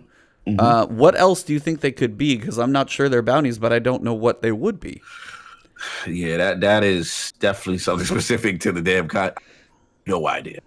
Like zero. Like again, a lot of this, a lot of the icons utilize. The only thing that looks somewhat familiar to anything is the thing that looked like a strange coin. Everything else, yeah, we got a leaf. We got a leafy strange coin. Yeah, we got the stuff that they're giving us crap. It's like, we can't see pictures. Y'all need to put it on the screen. We'll work on that. We got that something. Yeah, I'll change up. That'd be the scene transition. Then I got to move our faces, and then you get the web on the side. Let me work on that. I'll get that so we can look at it. We're getting there, Seth. We'll work with us. But yeah, like 12, you've got like the Black Garden coin, which I don't know what those are going to be related to the season pass vendor, maybe. Yeah. That's, I guess, some modules, some armor. You got your free cosmetic engrams, a couple legendaries. Level 18 looks to actually be what I was talking about for that kind of glowing rock type thing.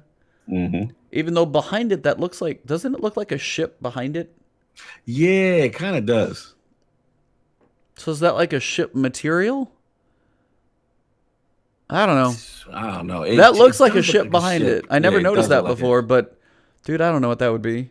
Then like every 9 level at the 9 of every level, it looks like you just have a box of crap. Yeah. You have like a teal triangle outside, but everything in there looks like they just dumped crap in the box. But I don't know what it is. Is it just going to be like random like planetary materials? Because it looks almost like planetary materials and stuff on a couple, like the little piece sticking out. So maybe it's just a box of materials. Who knows? Level 25, our first exotic engram. Oh no! Woo! Talk about it. Hold on, we got to get higher up. This is where everybody's going to get their panties in a twist. So 25, you get your first exotic on the season path. Yes, all right, so 1. Cool. And it is truly an exotic engram because they rolled over one of those in the video. It's an engram. It could be an old pair of boots. It could be a pair of lion rampants. Here you go with the spin. I'm just saying. Here you go. Level 25. Oh, I got a pair of lion rampant boots. The roll's not that great. Well, that's trash. So that's season rank 25 out the window. Don't even need it. So level 35, we do for the free track have the hand cannon for the free. And people are definitely saying about 35 is where free track gets quiet. Yeah, very quiet. It's a little tumbleweed. There's not much out there. Season track. So you got another one of those coins, a couple enhancement cores here and there, a couple of these random possibly bounties. I still don't know what the hell they are. Another box of crap. You get to 45. You get the machine gun from the season. So you get a weapon. Nothing from 41 to 50. Really, you get shader, hunter cloak, boots. Nothing. Now everybody's going to start freaking out at about 60. Yeah. All right, 60. Everyone and their other brother's mother gets an exotic. Even the free path, because that's where it's at. A free path exotic. What do you think, sir? Woo. Yeah. Tell me what you think. Do you think when you get to level 60, this will be a big deal? It's probably, I mean, it's one of them things that, they've probably been grinding. They give me something. You know what I'm saying? Yeah, this is like, it's hard. Exotics are random. Like my brother, or some people will tell me that like exotics are even harder to come by now. If you have a linear path, they'll be like, hey, I only got like 2 more levels. I mean, maybe be like, play some more strikes tonight. Maybe I can get this thing. And then you get an exotic. It is a linear path to get something. But it's an engram. You never know what it's going to be. These are not like, here's the new exotics at level 30, 40, and 50. It's like, here's an engram. There's a lot of old stuff. And if you picture the free path, there's so much stuff that those people are not going to have. So that's...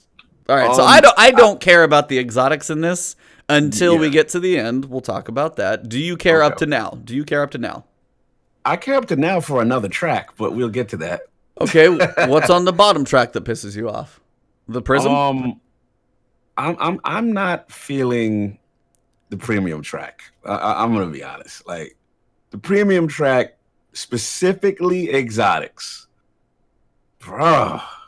They out here raining exotics. They out here raining. I said up till now. I'm at level 60. I'm not there yet. Up to 60.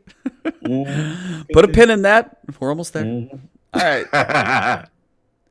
Okay, now we're at 65. That's how long you had to wait. That's all I was at. So 65, your previous one was at 25 for the premium track. So 65, you got an exotic. You got ornaments. You've got another set of prism, another box of stuff.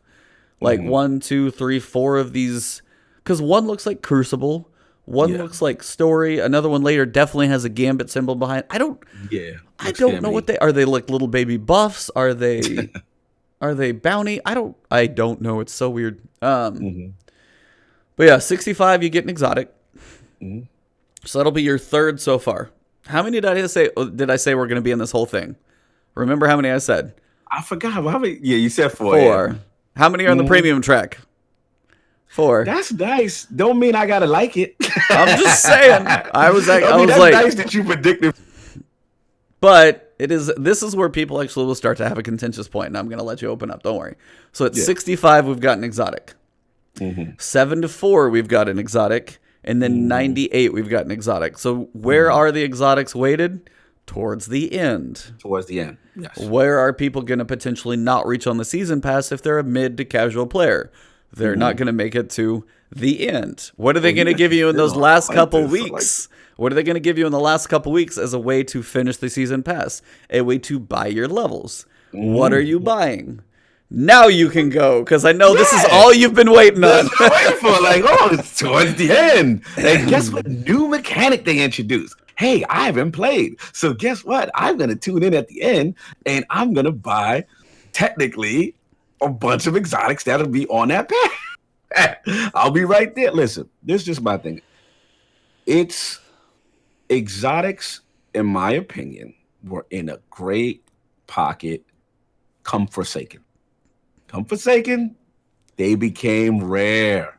It took me a while. I didn't get Geo Mags stuff for a while. And you know what? I was disappointed that when other people had it, but I was actually feeling good that it's taking a while. Shout out to the sirens that's going on while I'm talking.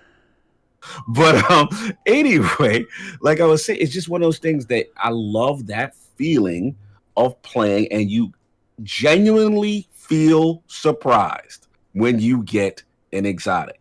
You genuinely feel like you've played, and there's a lot of work. I mean, I won't say work they went into it, it's RNG, but you feel good that you got some people rare. do, some people don't.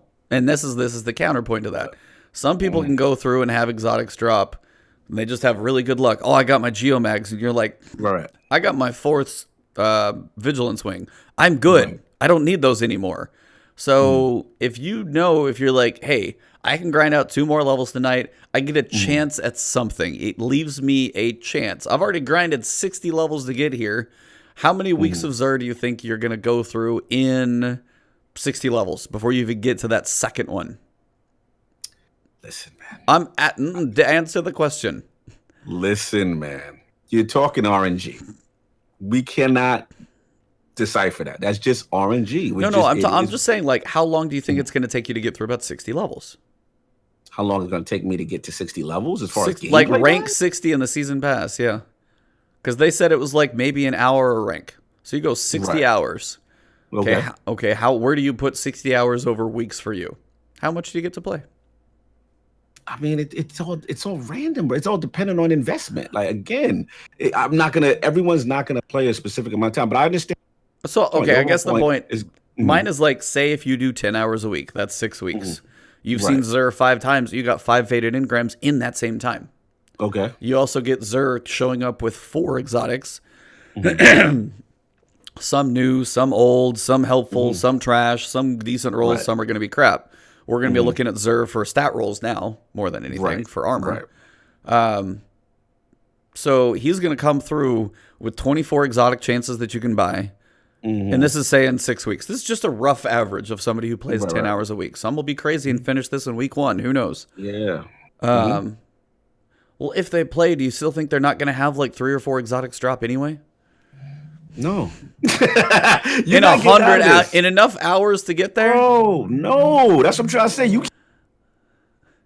You just cut out that. You cut out that entire sentence. All right. You keep trying to spin this. I'm not letting you. Here's the deal.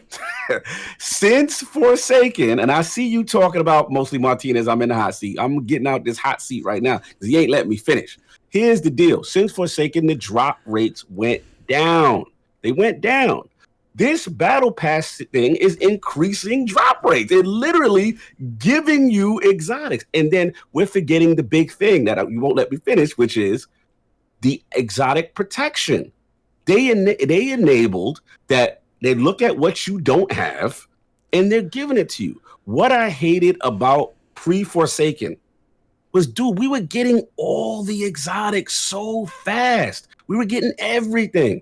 Then it takes the fun out of the game. You're like, oh, I got everything. Okay, cool. What's next to do? You know what I'm saying? You've got everything besides a quest-driven exotic.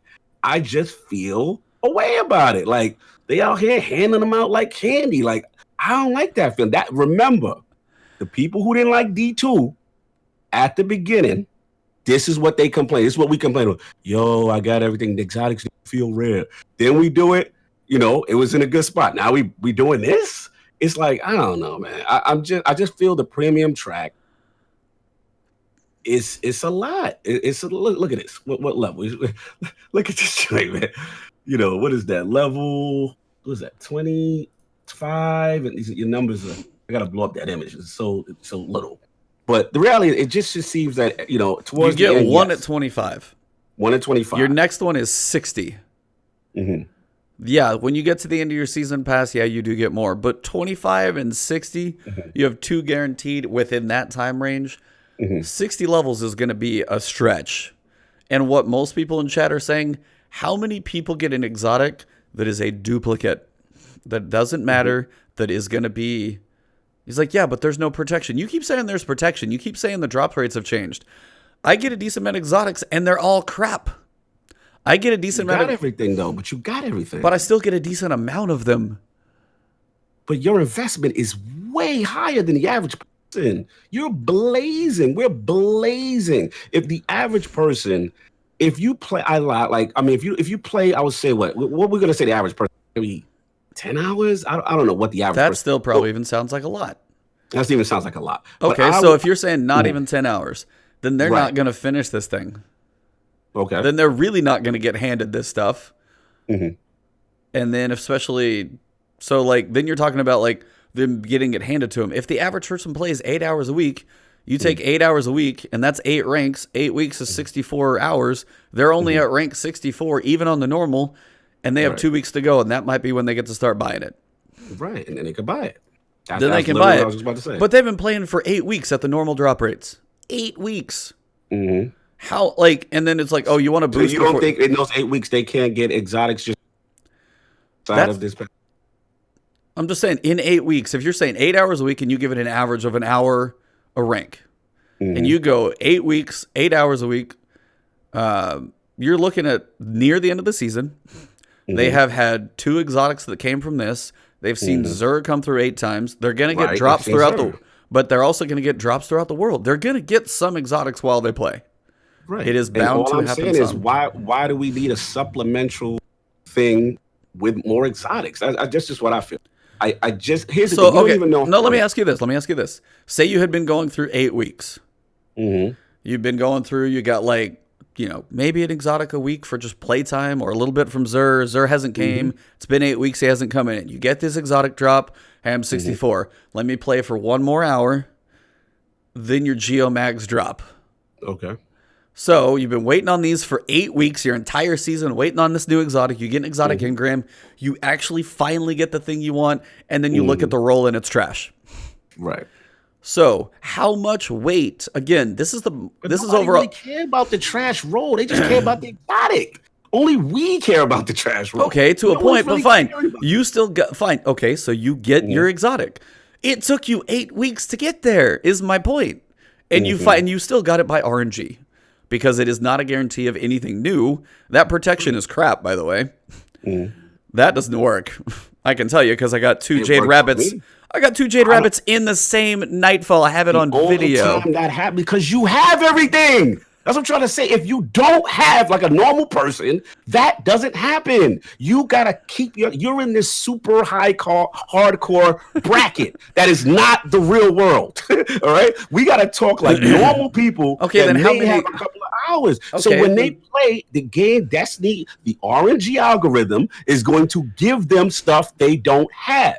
That's just normally. Now we're throwing extra premium on all this stuff and giving them more stuff. They're gonna have all the exotics. That's all I'm saying. Like, it's just way too many sources. Then we don't even know how many exotics are in Shadowkeep. What if there's not a lot again? What was it? Well, it was like 3 per class, let's just say, on armor. We had the weapons. We don't know how many exotics. If we're going through the exotic pool so fast, I'm a little concerned. Maybe I'm blowing this out of proportion, right? I just like when my exotics feel exotic. We don't have to have everything all the time. Okay, so I will. So 2 things. While Cognito and I talk about what I'm about to talk about, give me a 1 in chat if you're with me and it's not a big deal. Give me a 2 or an F in chat if you're with Cognito. But my point, an F. I get the F. No, that's what I want to say, though, and that's something you actually said, that is the overall bigger issue. Exotics don't feel like Destiny 1, period. They haven't since Destiny 2 came out. We're not going to do that. We're not going to do that. They do not feel the same. We're not exotics do that. We really don't do that, E. That's what we're doing. No, that's what I'm saying. Like exotics, a lot of exotics suck. A lot more armor than weapons, but a lot of exotic armor tends to not be great. Oh, so armor, yes. I'll give you that. Yes. Armor, weapons, I'm with you. Weapons have had their waves, and we've got some coming back. But like, when you say you want exotics to be valuable, you want them to feel exotic. Right. Not everyone in the game should have them. Not everyone should be rolling with the whole thing. You are in the S tier of playtime. But how many of the? I have them all fine, except the raid ones. Which okay, so you're gonna get that's Jade Rabbits. You, not little Jimmy, not the guy. This isn't the point I'm getting at. This isn't the point I'm getting at. How many do you use? Oh, come on, E. That's exactly my point. Everything is useful. It just comes down to some things, yes, are better than others. But it's like, am I going to say because I got, I don't know, let's start randoms now. Because I got Graviton Lance, and then I got, I don't know, Thunderlord or whatever. Like, there are rankings, right? But we're not going to, what's the perfect one? Merciless, right? Merciless, when Destiny 2 first came out, was merciless, right? Yeah. Then stuff came out and things got better, and then you got better stuff, Toon and other stuff that Merciless got here. But for the new guy that don't know about Joe Toon, that don't have any of that. He got murdered. He's lit. He's like, oh, this exotic is amazing. You know what I'm saying? Like, that's what I'm trying to say. You're forgetting about the little guy. That's all I'm saying. Remember that guy. He gonna be happy with his Merciless. He gonna be okay. Is he really going to be happy with Merciless though? Because Merciless isn't even that great of a spot right now. It's good. You don't play with it anymore because you're so S tier. You're so bougie. You got the best of the best. You know the role. You know the DPS. These guys don't care. They like, yo, I got a fusion that can shoot DPS so fast, and I got a catalyst. They hot right now. That's all I'm saying, bro. That's all I'm saying. And we're not going to do this D2 exotics. Come on, bro. Like, shout out to my boy Ward. Like, listen, we've got Acreus running around there. We got a lot of useful stuff. The only thing I will give you, I will completely agree. Armor, not in a good place compared to day one. Yeah, and you have a lot more armor than weapons. So. I will give you a lot of these exotic armors in D2, in the bushes. Like, they are just stat improvement stuff or recharge rate improvement kind of things, or they're very tethered to one subclass. I will give you that. You know what I'm saying? But that's all. Yes, he's bougie. He is. I'm telling you, man, this guy right here, man, he forgets what it was to be broke and struggling. He bougie now. All my point is, so you're giving somebody who gets new light. Yes. Okay. Mm-hmm. They see somewhere at 60, they get a guaranteed exotic. They're going to get some throughout. But do you think them playing through at some point, getting one more? They've seen an exotic drop. And they get one, by the way. Whopping. Yeah, they get one. But it's to a point that, like, for the way you said that new person feels about an exotic. Mm-hmm. If they're playing through and going rank 1 to 60, and they're truly playing it for free, patrolling, doing old stuff, doing old raids, and they get one more exotic in there, that if anything for them is a path for them to grind for. Now, stacking the premium with about 3 at the end, you can have it either here nor there. If you play enough to get there, or you're like, you know what, I can pay some money, get a couple exotic drops, or you can pay that $5-10, whatever it may be. Who knows what those ranks are going to cost? And what if you just get what if it's me? Does that benefit me at all? Don't benefit you. I mean, so how many people who are going to get the premium pass may already have most of it anyway? How many people are going to really get the value out of those when they get to the end? Because what am I going to be going for? Besides raid exotics, what the people who are going to grind for it, when they get there, they're going to be duplicates of what they have anyway. The person who doesn't have enough time, they might be buying a couple more of their own. That's but what really, this is for. Like half the stuff they have a chance to get anyway would be armor as it is. So I don't know. It's just, again, it just is it the most egregious thing I've ever seen? No. Is it? I shout out to, I believe it was War Blackjack or somebody in the chat. I think of Black Wings. Let me look. Somebody who said, like, look, they work Black Wings. Yeah, I'm gonna put your business out there, Black Wings. But the way you said that, you don't have time, as far as your real life getting in the way and stuff like that. And I get that. I respect. All I'm saying is, this is structured so that group can say, hey, I don't have time. It's getting towards the end of the season. You know what? I'll get that premium joint. I'll get 4 or 5 exotics towards the end. And, I'll get everything. I should say I get everything, but you have a chance to kind of catch up, so to speak. I just struggle with this whole catch up thing. Like, it's like, fam, Destiny's not for everybody. This is an investment, right? So what do you think about the Ascendant shards? What do you think about the enhancement? I love that. Prisms? I love that because they're forcing pinnacle activity play to go get something. What I don't like is, let me go take out my credit card and go buy. Okay, this so why are you freaking more about the season pass when exotics are in an encounter? Because that's an earned activity. I'm not paying. I'm not. But going I'm just to saying. How much the Nightfall call this week? All right, look. Let me go. That's what this would feel like.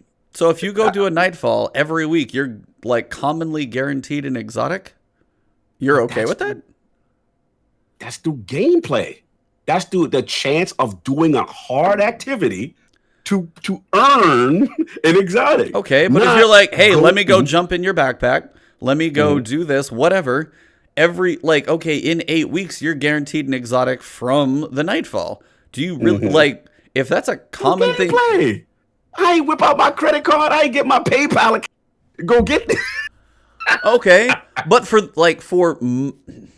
okay, there's a chance for some to buy. But do you not think them putting that in a Nightfall devalues an exotic already? If you're just like, it's going to be a common drop in there. Like, exotics are going to be like, you used to, like, D1 got a chance for Nightfalls.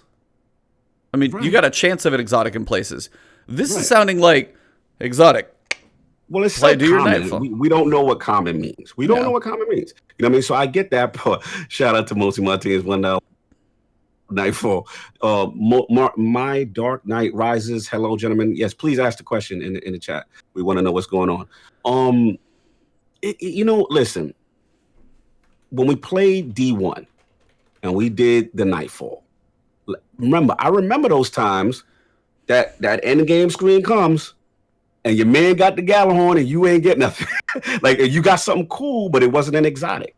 So we don't know how that's going to play. We don't know if this is guaranteed exotics. Again, the term common definitely feels, like something's different. So we got to see. But I rather that than open up my checkbook and say, you know what? Let's go now. Let's big money. Let's go get something.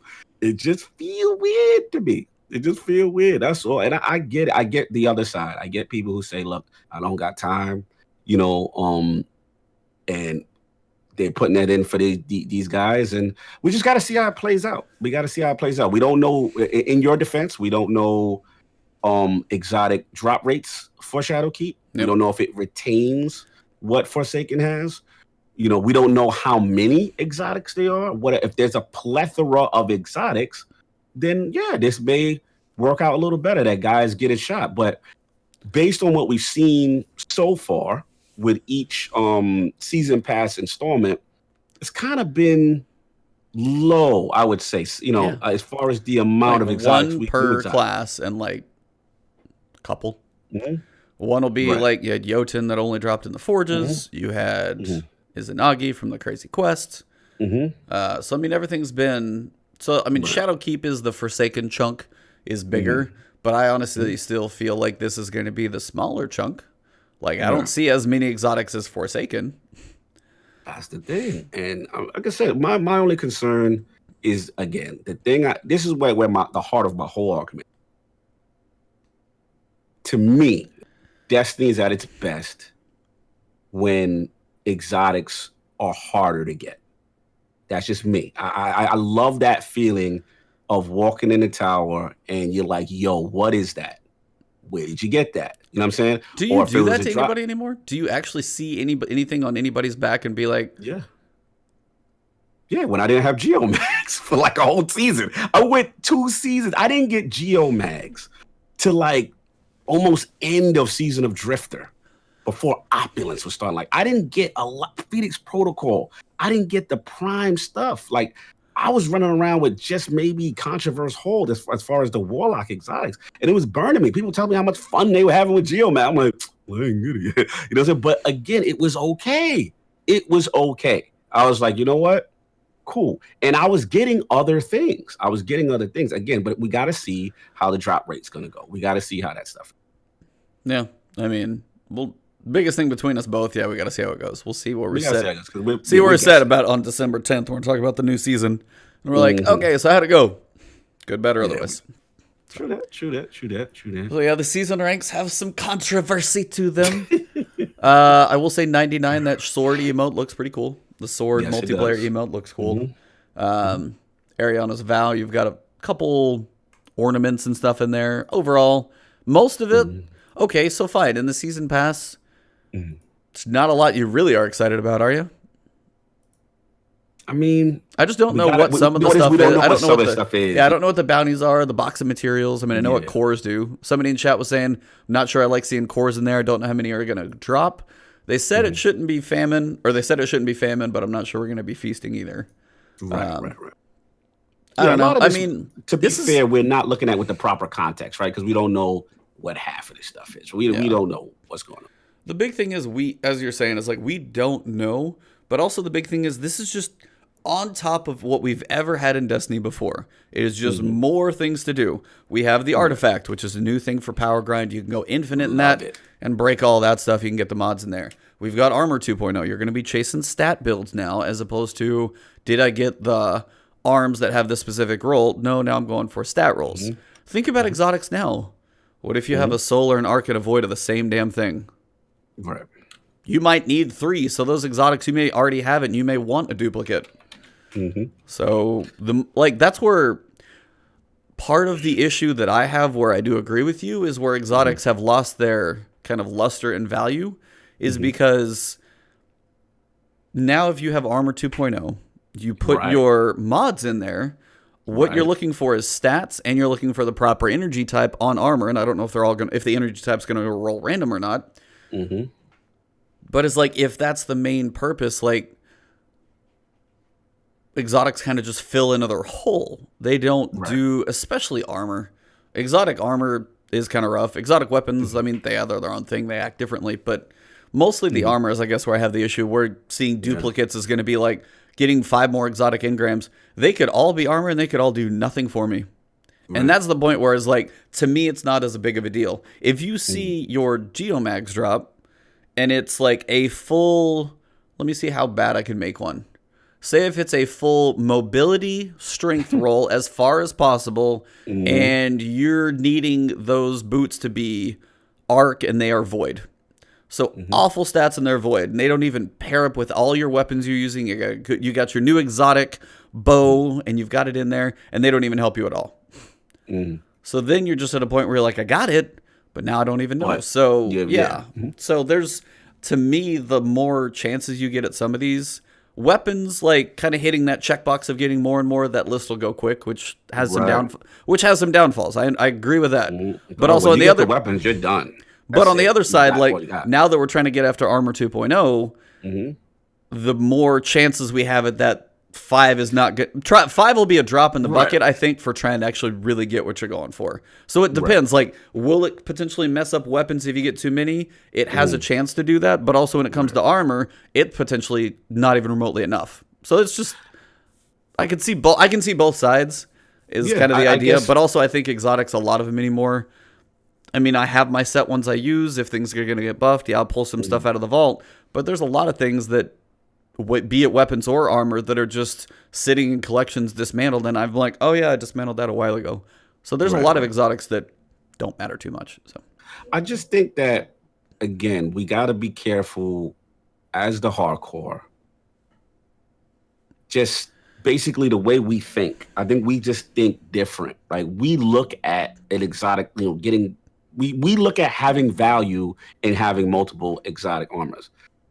Casual Joe, he's like, yo, I got such and such. I'm good. You know what I'm saying? Like, I know, like, my fear is, again, all this stems from the D2 vanilla fear. And I don't want us to, again, not saying this is completely egregious and this is exactly like D2 vanilla. No. I'm just saying parts of the reasons why we were disgusted with D2 vanilla was they were giving things away like candy. And then once we got everything, we got disinterested. That's my overall premise behind all of this. And I know how casual stinks, E. They're not like us. When they get all their stuff in their Galahorn or whatever it is, and then they get all their cool little armor, they're out. They on to the next game. Like, if there's something to chase, you stay. You're more invested. That's my point. Us, we're hardcore. We're like, yo, I got my 3rd one. I got the God roll. I got the God build. I'm in. You know what I'm saying? I'll grind for that. But the casual dude, he gonna leave. And that's the only thing I'm worried about, that part. So we shall see. Maybe it is handled in a very tactful way, and it's none of this stuff. Maybe the exotic pool is large. You know, we'll see. We just got to see how it plays out. We want a lot of stuff we don't know until it actually. So I guess the other side of that. Sorry, guys, we're on this one today. We're in it, man. We're in it. We're in the mix. This is the last verse. So the other side of that, you literally talk about a new person coming in. They're grinding for a while, but they have something on the horizon that they can continue to grind for. So that gives a new player who has a collection that is next to empty a reason to be like, okay, we got some stuff we got to handle. oh, pause. Yeah, it's all good. Let's get the band please. Hammers out. It's all good. Mods, do your thing. Y'all know what we do. Hold that thought, guys. Sorry, somebody came in and was just terrible. Oh, Bender, you're the man. Thank you, brother. Appreciate it. Continue. Nothing stops the last word, y'all. We out here. It's all good. Sorry, y'all. That's not cool. All good, bro. Let's get to it, man. Ain't nothing gonna stop what we doing here. Positivity, y'all. So sorry, like buddy. Nope, you are all good. So like we were saying, I put up with just about everything in my Discord and Twitch. That never. So anyway, so basically what I was saying is you take a new person who is going through the game. They're like, hey, I'm like level 35, and they bought Shadowkeep. They didn't buy Forsaken. They've been grinding through. They're at like level 35. You know, they're getting some stuff. They're seeing the armor drops. They're like, man, there's a lot of exotics out there. I have not got that many. But out there at like 60, I can start getting some. That takes somebody who may have been playing Destiny less, but gives them a reason to play more. Right. No, I hear what you're saying. So that's another side for Bungie keeping their community in it longer. I mean, yeah, it gives somebody who doesn't have the chance to play it, but somebody who wants to play, it gives them that carrot on the end of the stick of an exotic, especially somebody who's trying to complete a collection or even add to things for an empty wall because they have nothing yet.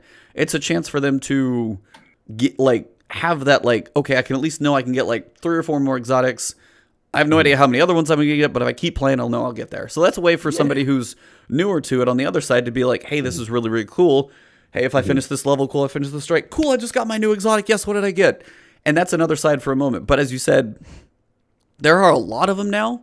So if you take a new casual player who doesn't have that much, and doesn't have a complete collection, 5 total over the course of the season is not all of them.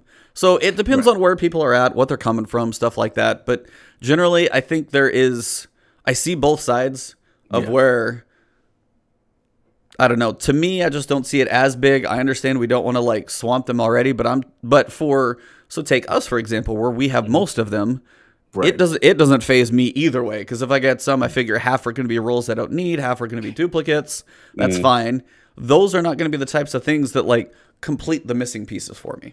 Right. And for other people who don't have as much time, it gives them a chance at stuff they may otherwise not have gotten because luck and that's otherwise. The counter argument. Yeah, that's the counter argument. And then there's people be like, yo, I've been playing. I've been completely unlucky. You know what I'm saying? RNG hasn't blessed me. And, man, at least I know at level 20 something, I'm going to get something. Right. And I get it. You know what I'm saying? And hopefully, I'm making a big thing out of nothing. And it's that nice little balance. That's all I hope. It's just that nice little balance so that, those guys get what they want. But ultimately, I would just like the drop rates to remain at Forsaken level. I think that is just perfect, man. I just love how long it be taking sometimes to get, the exotics, man. I really, really enjoy it. So Blackwing's talking about. Oh no, Blackwing's talking about that he's actually kind of okay with he's excited about it. Above you got Gay Killer Tay? I don't know. Good Killer? Gak? I don't know. He said they're exotic. Some people got their first try, and other ones people never get, like Jotun, for example. Yeah. So, I mean, you can sit there and farm forges until you're blue in the face. If you are unlucky, you don't get that one. And that's truly one that's stuck in an event. That's RNG different. Within an event. That's not a Zuriangram. That's not a world drop. That is, I can't go do a raid and have a chance to get Jotun. It's like I am only stuck in one place. When that's where... Some people get specific. Same thing with the raid exotics, and those are even harder to get because you got to go through the whole raid, get stuff in there. Love it. Love that I don't have 1,000 voices. Love that when someone I'm like, okay, so here's the counter to that though. How much else do you want out of Last Witch? I'm saying out How of much Last Wish more? Raid. How much other stuff did you want out of Last Wish? A lot of people have issues with raid rewards, and if Okay. the only thing you want is an exotic, okay, yeah, you're okay that you don't have it, but have you been trying to get it, or do you just assume Yeah, you're no, I understand. I probably understand your not? point. I Like, understand. You're saying like for the there's guy. not, Yeah. yeah, for like, if you have an exotic that's really, really cool and everybody wants it, cool. Mm-hmm. But if you're like, do I want to run a raid with a chance just to get that, or am I going to be getting anything else from that raid that benefits me? Whether is there a hand cannon like faded? Like, are there other things in there that are worthwhile? Gosh, we acting like these other raid weapons ain't good. That's what we doing. We acted like nobody don't want. You know what I'm saying? What's the auto? The one that dropped with 4 times the charm and you know the one, the auto. I forgot the name of it in Last Wish. It's really good. They've got like the pulse is really good. Chattering bone, I believe. Chattering bone, yeah. Yeah, bro. We're not gonna do that. Here's the thing. Threat level, bro. Yeah. This what's the one that puts the things on the Anarchy? Or was it? Well, Anarch, that's another exotic, yeah. I know. Yeah, like the exotics are the age-old bond is the auto. Yes, thank you, Bender. Listen, it's okay to not have stuff. It's part of the lore of that. There's what makes Destiny to me again special. Those Galahorn moments when it was so hard to get, but when you got it, you cherished it. You cherished it, man. That's when Destiny is special. That's, in my opinion, when it's at its best. When everybody running around, with everything, D2 vanilla launch, we see what happened. Don't forget your history. Don't forget your history. I've been through all of it. Just hasn't felt that way. It hasn't felt that way in a while, so. Anyway, we've been at this for a while, and we beat this one to death. Probably won't go through the narrative previews just because those they're cool, though. Read them, guys. Kind of get a feel of what Eris's journey is going through, what we've kind of been what she's been dealing with. We got Chapter 4 out there recently. That's dealing with a friend in need, so we're now talking about the Dreaming City and Mara. So those are cool. Final piece we got was the TWAB, and they talk about the raid belts, which are cool. Woo! But we've got the raid info. So we know it actually launches on a Saturday at noon. I literally work up until noon that morning. So I'm not probably going to go for the 24 hours. I don't know if it's going to... I'm going to play a lot that week, so I don't know. But we have a power level for the raid now. So let's talk about it. Let's get it, man. Yeah, so you want me to jump right in? Take it, man. Yeah, man. So look, we got they're not belts because we know the big show don't like that whole title thing. But anyway, so yeah, contest mode, y'all. So on Saturday, October 5th, Guardians will venture into the new raid, Garden of the Salvation. Many of you have been to the Black Garden before, but don't be fooled. An entirely new challenge awaits you. Contest mode will be active for the first 24 hours, similar to the Crown of Sorrow World First completion. While contest is active, players will face an enforced challenge throughout the raid. Power beyond certain levels will provide no additional advantage for a given fight. For example, for the first fight, power above 890 doesn't provide an advantage. And for the final fight, power above 920 doesn't provide an advantage. After the 24-hour period ends, we will disable contest mode and players can take full advantage of their higher power to overcome the raid's challenges. As always, they're watching for you to claim the prestige of being world's first to complete the raid. That prize, the bragging rights, of course, will be that beautiful custom-made God of Salvation world first belt. Yo, the belt look kind of clean, man. I think the belt look clean. I don't know what you feel about the belt. I mean, they're always exorbitant over the top, but that's kind of the idea. I mean, you got the teal, you got the garden symbol, which you've seen. Now that kind of confirms that's the raid symbol that we saw on the map. You got the little Vex Goblin down there with 2019 on the bottom. I mean, they're always well done, no question. So they're cool. Yeah, man. So but we got to talk about this power level. We're starting at 750. Yeah.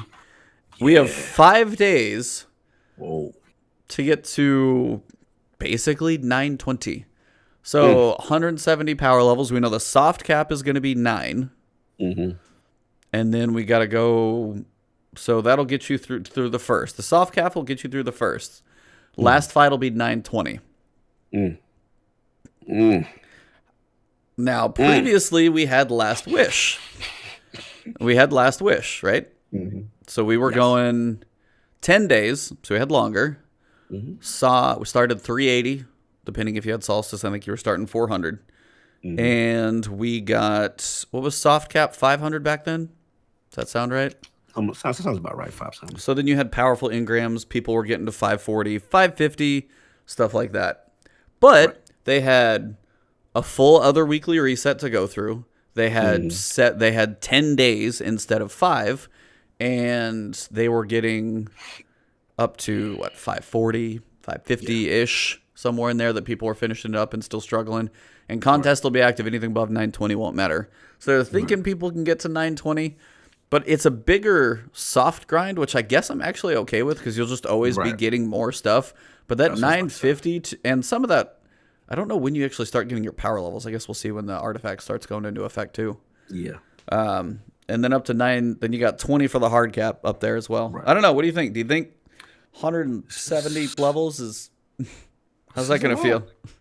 This is a lot. I mean, you nailed all the major points. I mean, yes, there was a slight change with the soft cap stuff and world drops kind of staying at level, so that won't be as bad. But that's a long grind. That's a grind. That's intense. That's a lot of levels. So, we got to see. People that dude's gonna be like all nighting. You know what I'm saying? Like this serious. Yup.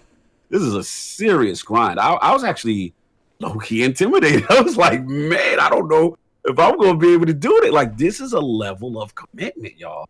Yeah. Tuesday at launch, we're getting that. You hit the ground running. I mean, granted, yes, everyone's going to be at 750 from the jump, but 750 to 920. Oh. It's a long way to be in that final fight, to be 170 levels plus. I mean, I tweeted like, "Be bold, Carolina Gamer." He was like, "I think people will get there," and I was like, "I'm sure you will." Yeah, this is like people gonna catch that Shadowkeep flu, staying home from work, vacation days. You got the 5 Wings. days. You got Tuesday to Wednesday, Wednesday to Thursday, Thursday to Friday, Friday to Saturday. You really only have like 96 hours. Yeah. And you're probably going to need a lot of them. This is intense grinding. And they're talking about first encounter. All right, let's just forget about Red Bull and pizza rolls. Thank you, Black Wing. I've never had Red Bull in my... I don't like Red Bull, so no. Yeah, Red Bull, that some people going to have to subscribe to that.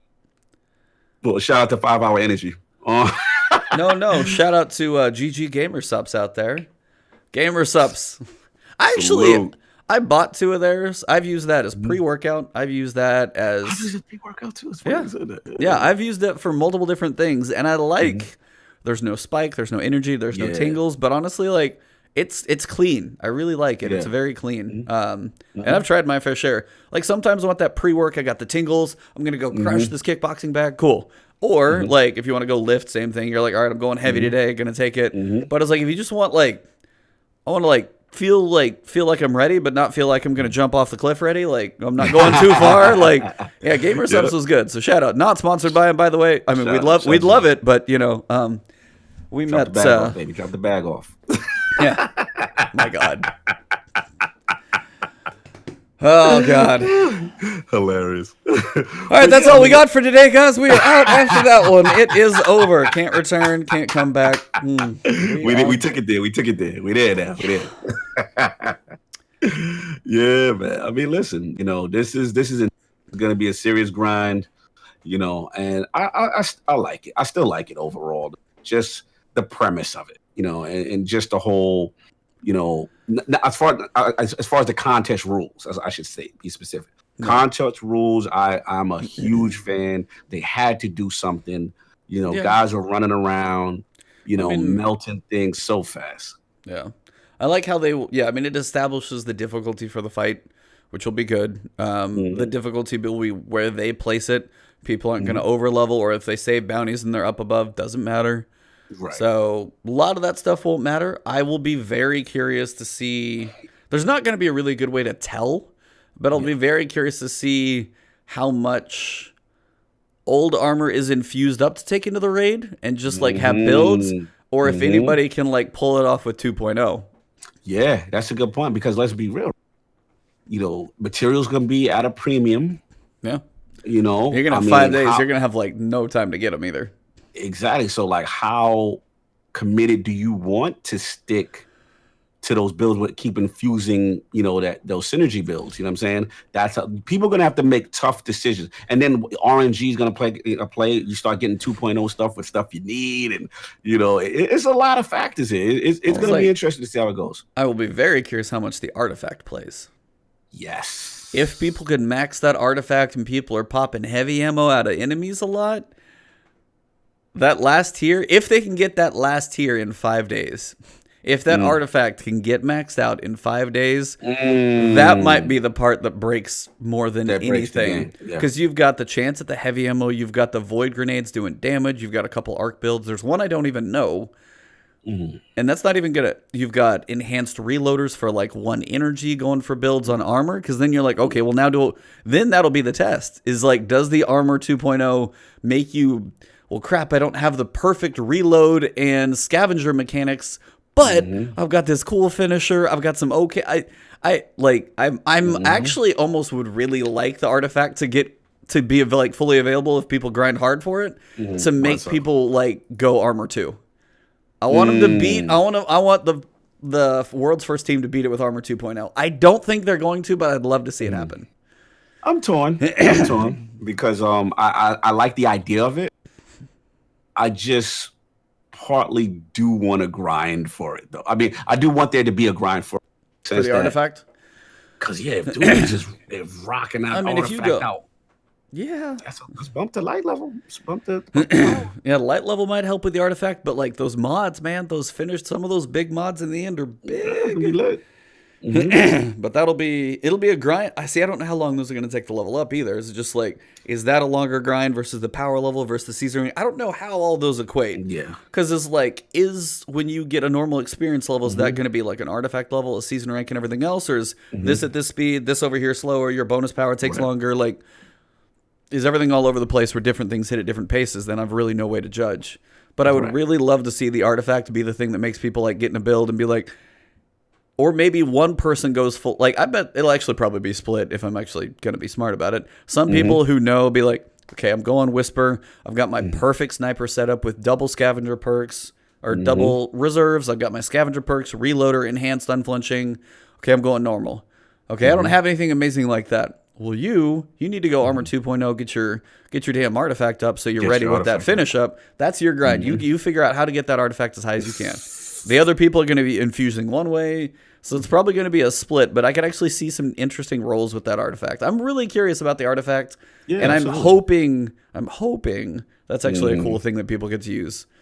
Yeah, we shall see, man. I'm loving it, man. Contest rules will be in effect. We got the 24-hour thing that it's going to end, and then everybody can take advantage of what they got to do. Shout out to the rules, though. Did you get a chance behind the scenes with the rules? I feel like I looked before at the rules. They're like, yo, if you swap your man out. Oh, that I know, yeah. Yeah, it is like it's whoever finishes. It's just whoever finishes that last bit. Yep. Yeah.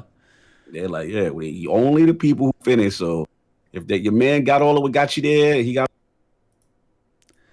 ain't getting no belt. They are going to not have a sad for Dado moment again, because there will not be an exotic drop from the final encounter. No guaranteed winning team exotic drop where they both got it quick and then they turned it off. It's going to be... So that makes me wonder, is it going to be more a raid exotic quest, or is it just going to be RNG? Do you think it's just an RNG exotic, or do you think like the raid exotic would be more like Touch of Malice, where it's a quest and path to go through versus like it's a drop at the end? I think they could. My gut says maybe they keep it drop. My gut says they keep it drop. Just for the keep. They want that engagement. They want people to keep coming back. Oh, I didn't get it. I gotta try again. I think they love that. They love all that stuff. Which emblem, by the way, which emblem do you like more? The 24-hour or the everyone? The 24-hour can go in the bushes. That everyone is nice. I'm with you, man. Like, the 24-hour would be like, it'd be epic to have it, but that other one looks good. I like it. It looks nice. Yep. I'm digging I that. like the little 3D box thing going on. I'm trying to figure out what is the exclusive one. I mean, what is that?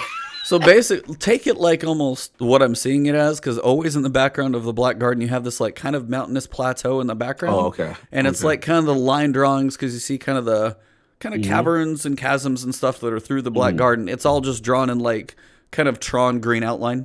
Right, right. So that's Gotcha. kind of what Okay. I see it as, is like the plateau and the canyons around it. It's just not the most obvious, but that's what I can kind of at least Hmm. pull from it. Hmm. Other than that, so they are fixing the little apply bug, which is worse on Yes. PC. Thank Thank God. God. Oh, Yeah, you want to apply this thing, you're like, come on. come on already. And I'm do gonna. you get the glitch where you try to choose a destination and it gets like timed out or something? Like you can't like select. Do you get that too? Oh yeah, you can't launch. Yep. Okay. Yeah, I don't know if that's similar to this, but I guess we'll just have to see. Other than that, Hmm. there's a lot of details about PC migration, everything like that, what is and isn't available. If you're in the whole world of PC at all, go read it.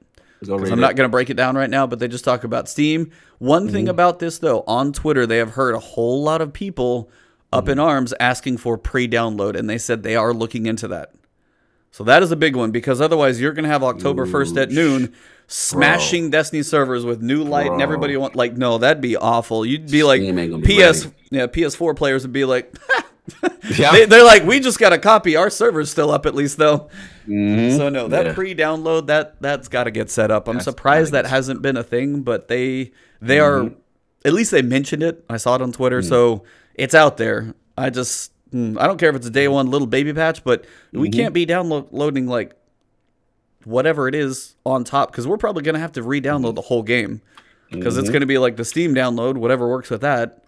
Who knows? But yeah, I think that pre-download, even just give me 24 hours just to put it on there. 24. Yeah, Yeah, they something. got to do that, man. Because and then people will be paid if it's not there on and people trying to get raid ready. Oh, And they people, got and you know that big ones are on PC too. They gotta go. Like, so yeah, they gotta hmm pre-download and then be like, and go. Like, Yep. you gotta be Yeah. able to boot and log on. Long and short of the PC stuff is, dude, if you ain't finished Forsaken, finish it because you're getting reset. And then keep in mind that once you get ported over, that you might not have access to Forsaken Forsaken. stuff initially Yep. as the migration is still going on. So Yeah. that's pretty much the gist of it, with the migration, man. So get it done, get your silver and all that taken care of. If you got codes, use your codes. Yeah. Please. If you're If holding you on to have a codes for BattleNet code, BattleNet, yeah, use get them. it done. You lose it. But that pretty much wraps up the TWAB and most everything. Shout out to DMG, by the way, Dylan out there. He had to get had it was like atrial fib or something like that. Had to go restart his trigger. So throw your thoughts out there to him. He's in recovery right now, so Cosmo took over. But Dylan, Damage, whatever you go by, our thoughts are with you, man. Hopefully the ticker gets back to working properly. Got to keep you back in the community. So take your recovery time. We'll be here. Watch from afar. Watch the raid race from your couch, and we'll see you soon. Yeah, man. Health is wealth, man. Heal up, man. Glad that you're taking care of yourself, and we need you around. Very cool dude. We got a chance to meet him at Guardian Con now. Oh yeah, GC. great, nice So, guy, yeah, man. nice Yeah, guy. really Man. great Didn't he had dude. a bread suit on at one point? Oh my God, Oh, yes, no. twice. I think No, I've seen him in that twice. bread suit. Yeah, he's full on bread costume, and he's like, dude, you have no idea how sweaty this is. Salute to Damage, man. That's good. Good dude. Good people. Heal up. Yeah, so heal up. We will see you soon. Mhm. But other than that, that's about all we got. I know we rambled on for a bit. We had our tussle. We had our little always. arguments, as always. That's Mhm. why. And from what I can tell, 2-hour stream, 0 dropped frames. Yes. Oh, salute. The Salute, internet Lords of lives Geek, again. man. The internet lives again. Because you were suffering out there. I feel for you, man. That's good, man. I get my boy streaming. Let him do what he needs to do, internet. So as the internet is now reliable, I've got some guests we want to work on. We know October 11th. So the week at, is that the right day or the 10th? I gotta look at the calendar. Scaro, he was on before. It'll be the 12th. Ow! Scaro, no, 11th. Yeah, that's right, the Friday. Scaro, he was on before. Great guy. Go check out his YouTube channel. Hilarious stuff. Nice dude. We want to get him back on because previous last word man himself. But raid weekend is going to be crazy for a lot of people. So that one's going to be tight timing wise for a lot. Yeah. But Scaro, he will definitely be coming for sure. And then outside of that, got quite a few more. A lot of these will likely be in the evenings, though. So Yes. follow on Twitter both myself, Cognito, and Last Word Pod. If we do a time change for guests, most of the guests we're looking at are going to be evening time. So like a Friday night, 6 p.m., 7 p.m., 5 p.m., something like that, depending on your time zone. It'll be more of an evening stream, which may help for some, depending on who wants to watch. But I think many we're looking at. So stay tuned on Twitter for times. I will make a big, try and make it as obvious as I can everywhere if that changes. Other than that, if it's us, you guys know we'll typically be here unless things change. But that's all I got. What do you got coming? Make them short and sweet. We're already 2.5 hours. So. Yeah, we're already 2.5. We get out of here. Yeah, man, you already know on the Twitter and Iron Lord Podcast on YouTube. Big Sunday. We have a new guest debut will be N64 Josh. We'll be talking about what's very cool. Yeah, very cool. Yeah, cool guy, man. Cool guy. Got a chance to meet him. We'll be talking about everything that's going on. It will be Nintendo. We've got a lot of stuff going on, but we also will be talking about all the latest stuff going on with Sony, Microsoft, and all the rest. So please check that out. And of course, on the Iron Lord PS5 Podcast. Pro. What? Yeah, we're gonna be talking about that. That's a subject. That's a subject matter. That's an odd rumor that's out there. I was like, that's different. That's different. Yeah, man. Check that out, man. That one.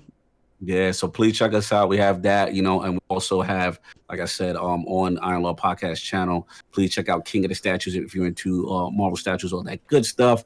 And of course, Stream Team. And of course, here we have The Last Word. You can also catch as well every Friday. You already know the deal. You know what I'm saying? So yeah, please support. And last but not least, thank you for all the support for lordsofgaming.net.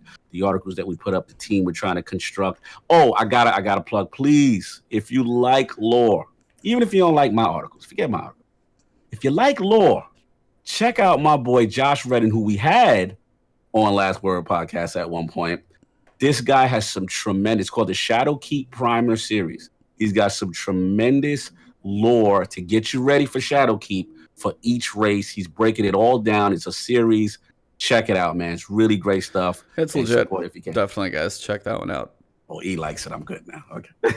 No, for sure. Seriously, it's good stuff. Yeah, he's good, man. That's for me, guys, we're going to go raid Drewski here in a second, so say hey to him for me. Met him at Guardian Con as well. Very cool dude. Do not want to face him in PvP, so just go watch and enjoy.